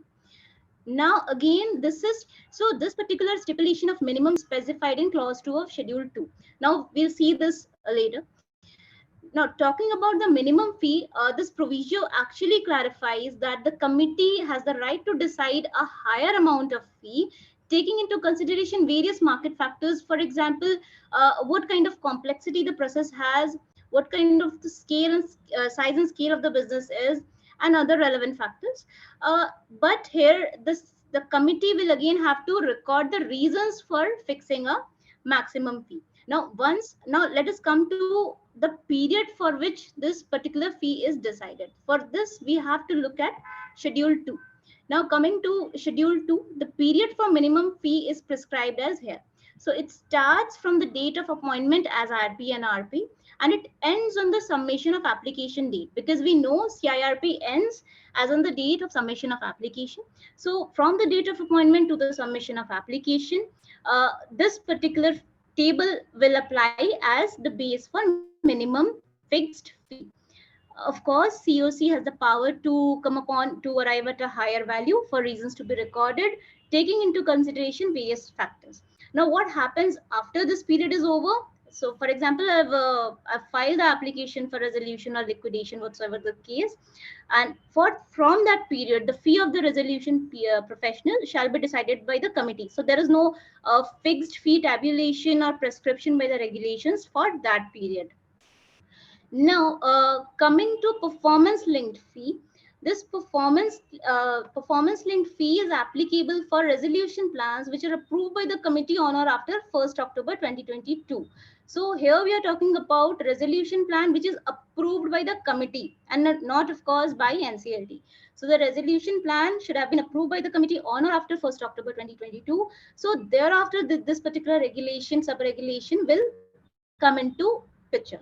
Now again here the discretion is that of the committee. The committee may decide in its discretion to pay performance linked fee not exceeding 5 crore rupees or may extend any other performance linked incentive structure as it deems necessary.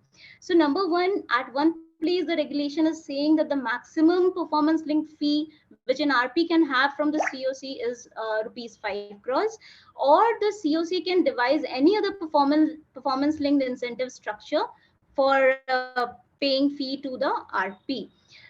Now this performance linked fee is actually again twofold. Number one, it's for timely resolution.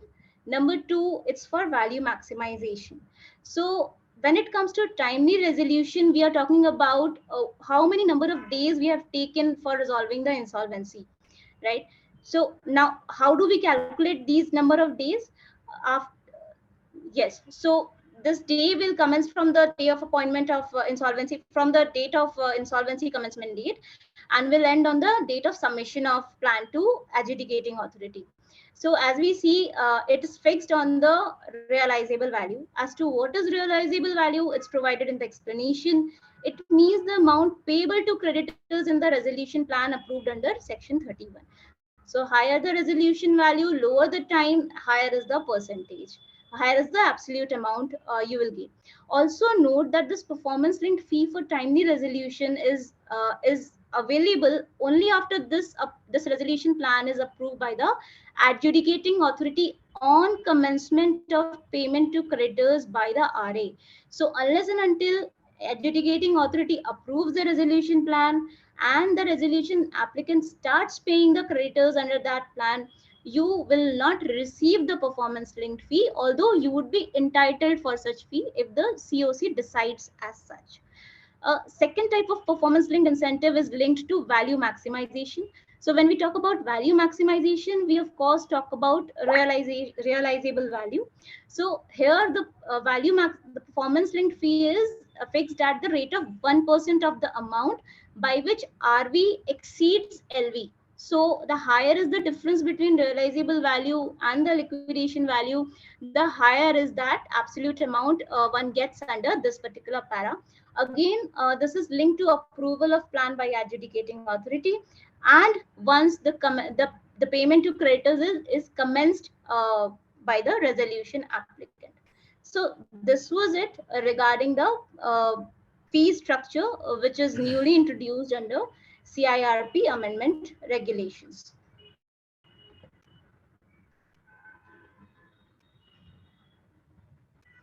So I'll quickly now move upon other amendments.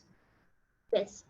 So we talked about the power of the SEC to advise the liquidator on avoidance proceedings as to what will happen to the litigations, to the applications already filed for avoidance proceedings after post dissolution or closure of liquidation proceedings. So regulation 44A has been inserted.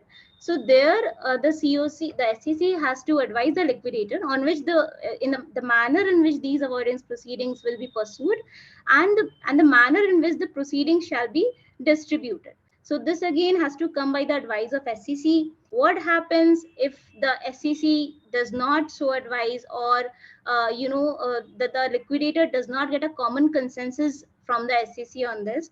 This is not given. Plus whether the SEC can appoint any other IP other than the existing liquidator to carry on those proceedings. This is also not clear. But coming from the language of the regulations, it appears that the language is quite flexible, and it would be dependent on the SEC to take a call on this. So as regards coming to ongoing liquidations, as we already discussed, this seems to be an enabling provision, and one might have to take a stand that the newly constituted SCC would be able to take a call on treatment of avoidance proceedings post dissolution or closure of liquidation proceedings. Coming to going concern sale related amendments in liquidation regulations, Mr. Kothari already touched upon this aspect, that it is only at the first auction where you can keep GCS as an exclusive option. As in second auction onwards, you have to put in other modes as well, although you can include GCS as one of the options. So this was also discussed in the discussion paper. Now, one important amendment which has come in is under Proviso to Regulation 44(1). So earlier, this proviso allowed an extra time of 90 days beyond the 1-year timeline for completion of liquidation proceedings. If you are attempting a sale under going concern sale, now this particular proviso has been deleted. That is, you won't get an additional time of 90 days. The timeline of 1 year will remain intact as such. Again, coming to sale process, there are two important changes. As we already mentioned earlier, that the auction timelines are now hardwired. Plus, the IBBI is also talking about empanelment of auction portals. It will probably issue a separate circular empaneling those auction portals, and those portals will be used exclusively. To put it differently, liquidator can only sell the assets using only those portals and no other portal. So that might again raise concerns as to cost involved, etc., which we discussed in another meeting. So here, when it comes to timelines for various stages in auction, we see that first auction public notice you have to issue within 45 days of liquidation commencement date. Here, the role of SCC is that it can advise you to extend that 45 days period to a further period. Now, coming to second notice, in case your first auction fails, your second public notice should arrive within next 15 days. There are other hardwired timelines as well, that you need to complete the auction process within 35 days of public notice. Submission of eligibility documents is 14 days. You have to provide a minimum timeline of say 7 days for due diligence, etc. So now there is another timeline based auction process here. Now, coming to regulatory fee to IBBI, twofold amendments are there. IP regulations, the fixed fee has increased, plus the variable fee has also increased. CIP regulations, the IBBI is asking. आपका income बढ़ रहा है, आपको fees बढ़ाना पड़ेगा. आपका income बहुत बढ़ रहा है. Exactly. So again, in case of CIP regulations, it's again a variable fee in favor of the IBBI. So more you realize, more you pay to IBBI. Plus, the more you pay the cost on appointing professionals and support service providers, more you have to pay the fee to IBBI. So the fee is again twofold. One is based on realizable value, other is based on cost. So this is again. Now I'll talk about several residual amendments which have come in Shikha, CIP मेरे ख्याल से we may not test their endurance any further. Because sure, they sir, might, whatever the participants... they might get agitated. But yeah, try to conclude soon. Yes, sir. So I'll try to just run past the amendments quickly. So one is process-based email. Previously it was kind of voluntary, but now it's mandatory. Secondly, we already touched upon this. Besides public announcement, you have to communicate to creditors separately. So one question, that, Sikha ji, yes. this process email, suppose ongoing, we have not created. Should we create it now? Regarding applicability, sir, these particular amendments are applicable only prospectively. So to my mind, this shouldn't be the case. I think it should apply only to liquidation commencing on or after the date of this notification. That's what my view is. So coming to communication to creditors, you have to send communication besides public announcement. All the creditors, as in whether to include shareholders or not, that remains a question. Coming to meetings of COC, now this is something which seems like a clarification. You can still hold a meeting of COC post you have submitted your applications to adjudicating authority, because there had been diverse rulings in the past. There have been other timeline related changes which are kind of which are right before on the screen. So I will skip this. Coming to liquidation process, again, liquidator's fee we have already discussed. Now coming to this provision, which is 12.2. Here the liquidator makes a public announcement, and here he will have to include that where a stakeholder fails to submit claim during liquidation, his claims collated during CIRP shall be deemed to be submitted under section 38. So where a claimant has, so you have to again peruse the entire set of claims which were submitted during CIRP. And if any one of those claimants have not submitted their claim during liquidation, you pick up that claim and you include that in the list of stakeholders. So that's what IBBI wants you to do as of now.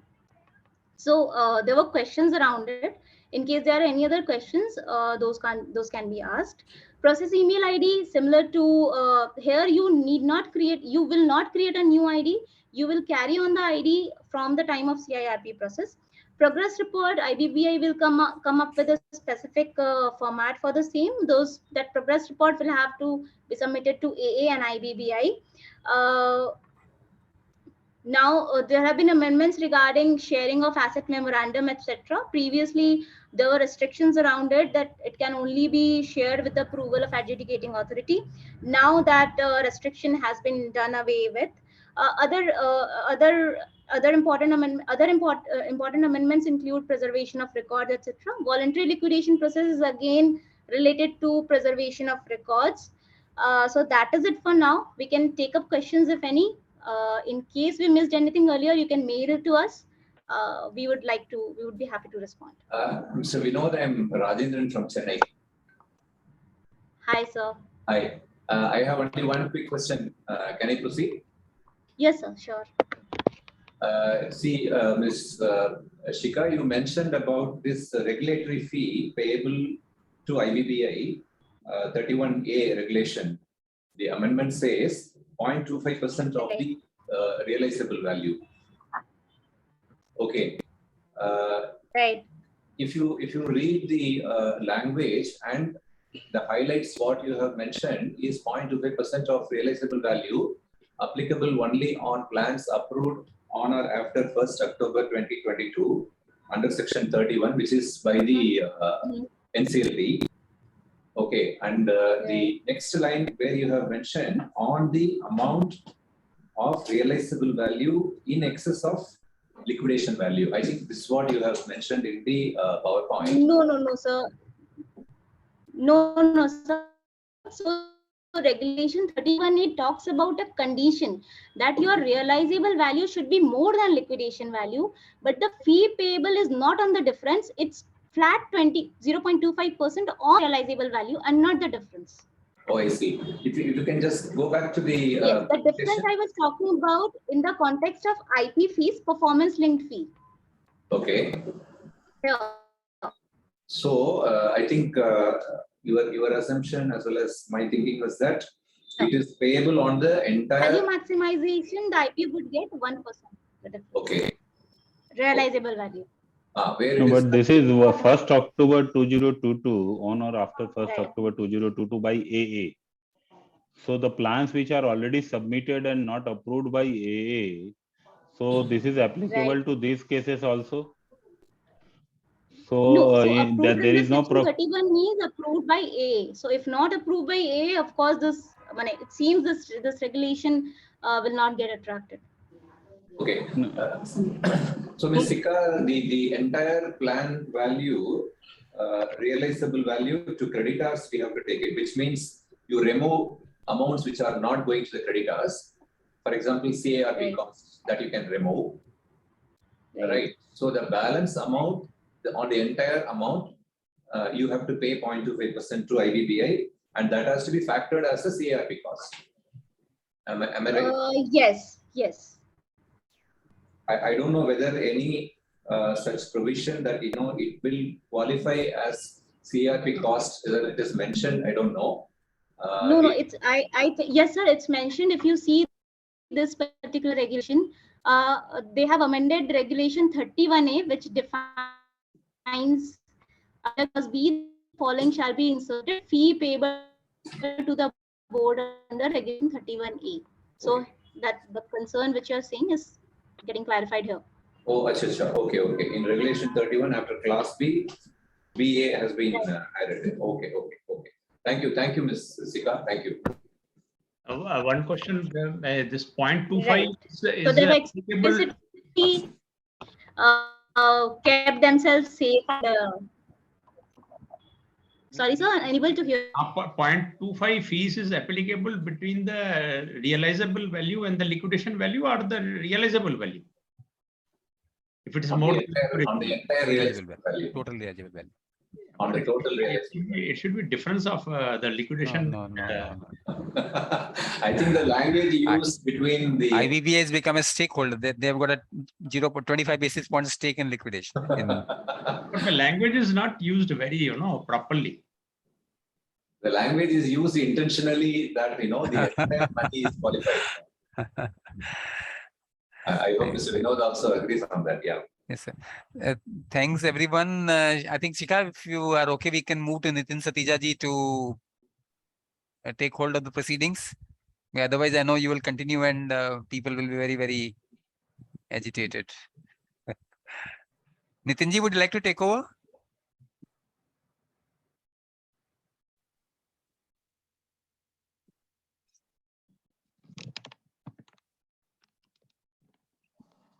Mr. Nitin Satija or anyone else, Mr. Chakshu or anyone else from ICSA IPA, in case you are there? Chakshu ji, are you there? They have retired as well. No, since Chakshu Gambhir, I can see definitely. Okay. Yes, sir. Yeah, Mr. Chakshu. I think on behalf of ICSI IIP, I would like to thank all the panel members, Shri Vinod Kothari ji and Shikha Bansal, and especially from the IBBI as well, Shri Dilip, Arjun, Khandale ji. And sir, it's really nice having you on board, sir, and the type of quality of if I say knowledge you have shared. Yes.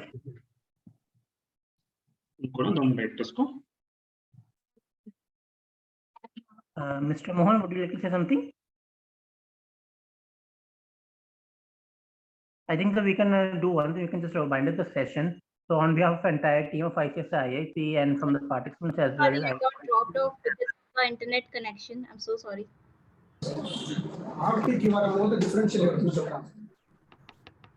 No problem. It's really indeed a fruitful session for all of us.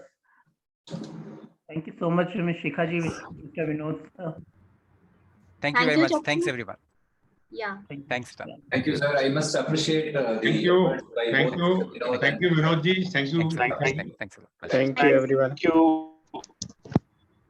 Thank you to all the participants for. Thank you, Vinod sir. Thank you, Shikha ma'am.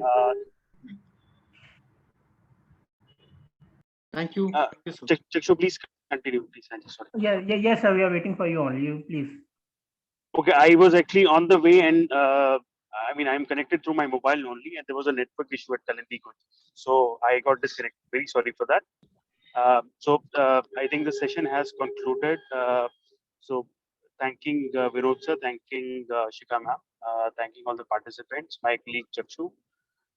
So thank you very much for joining us. And one request is that please suggest us if there's any area of improvement for us. So that is going to take us forward. With that, I think we can conclude it now. Thank you once again. Thank you, Nitin ji. Thank you all. Aja.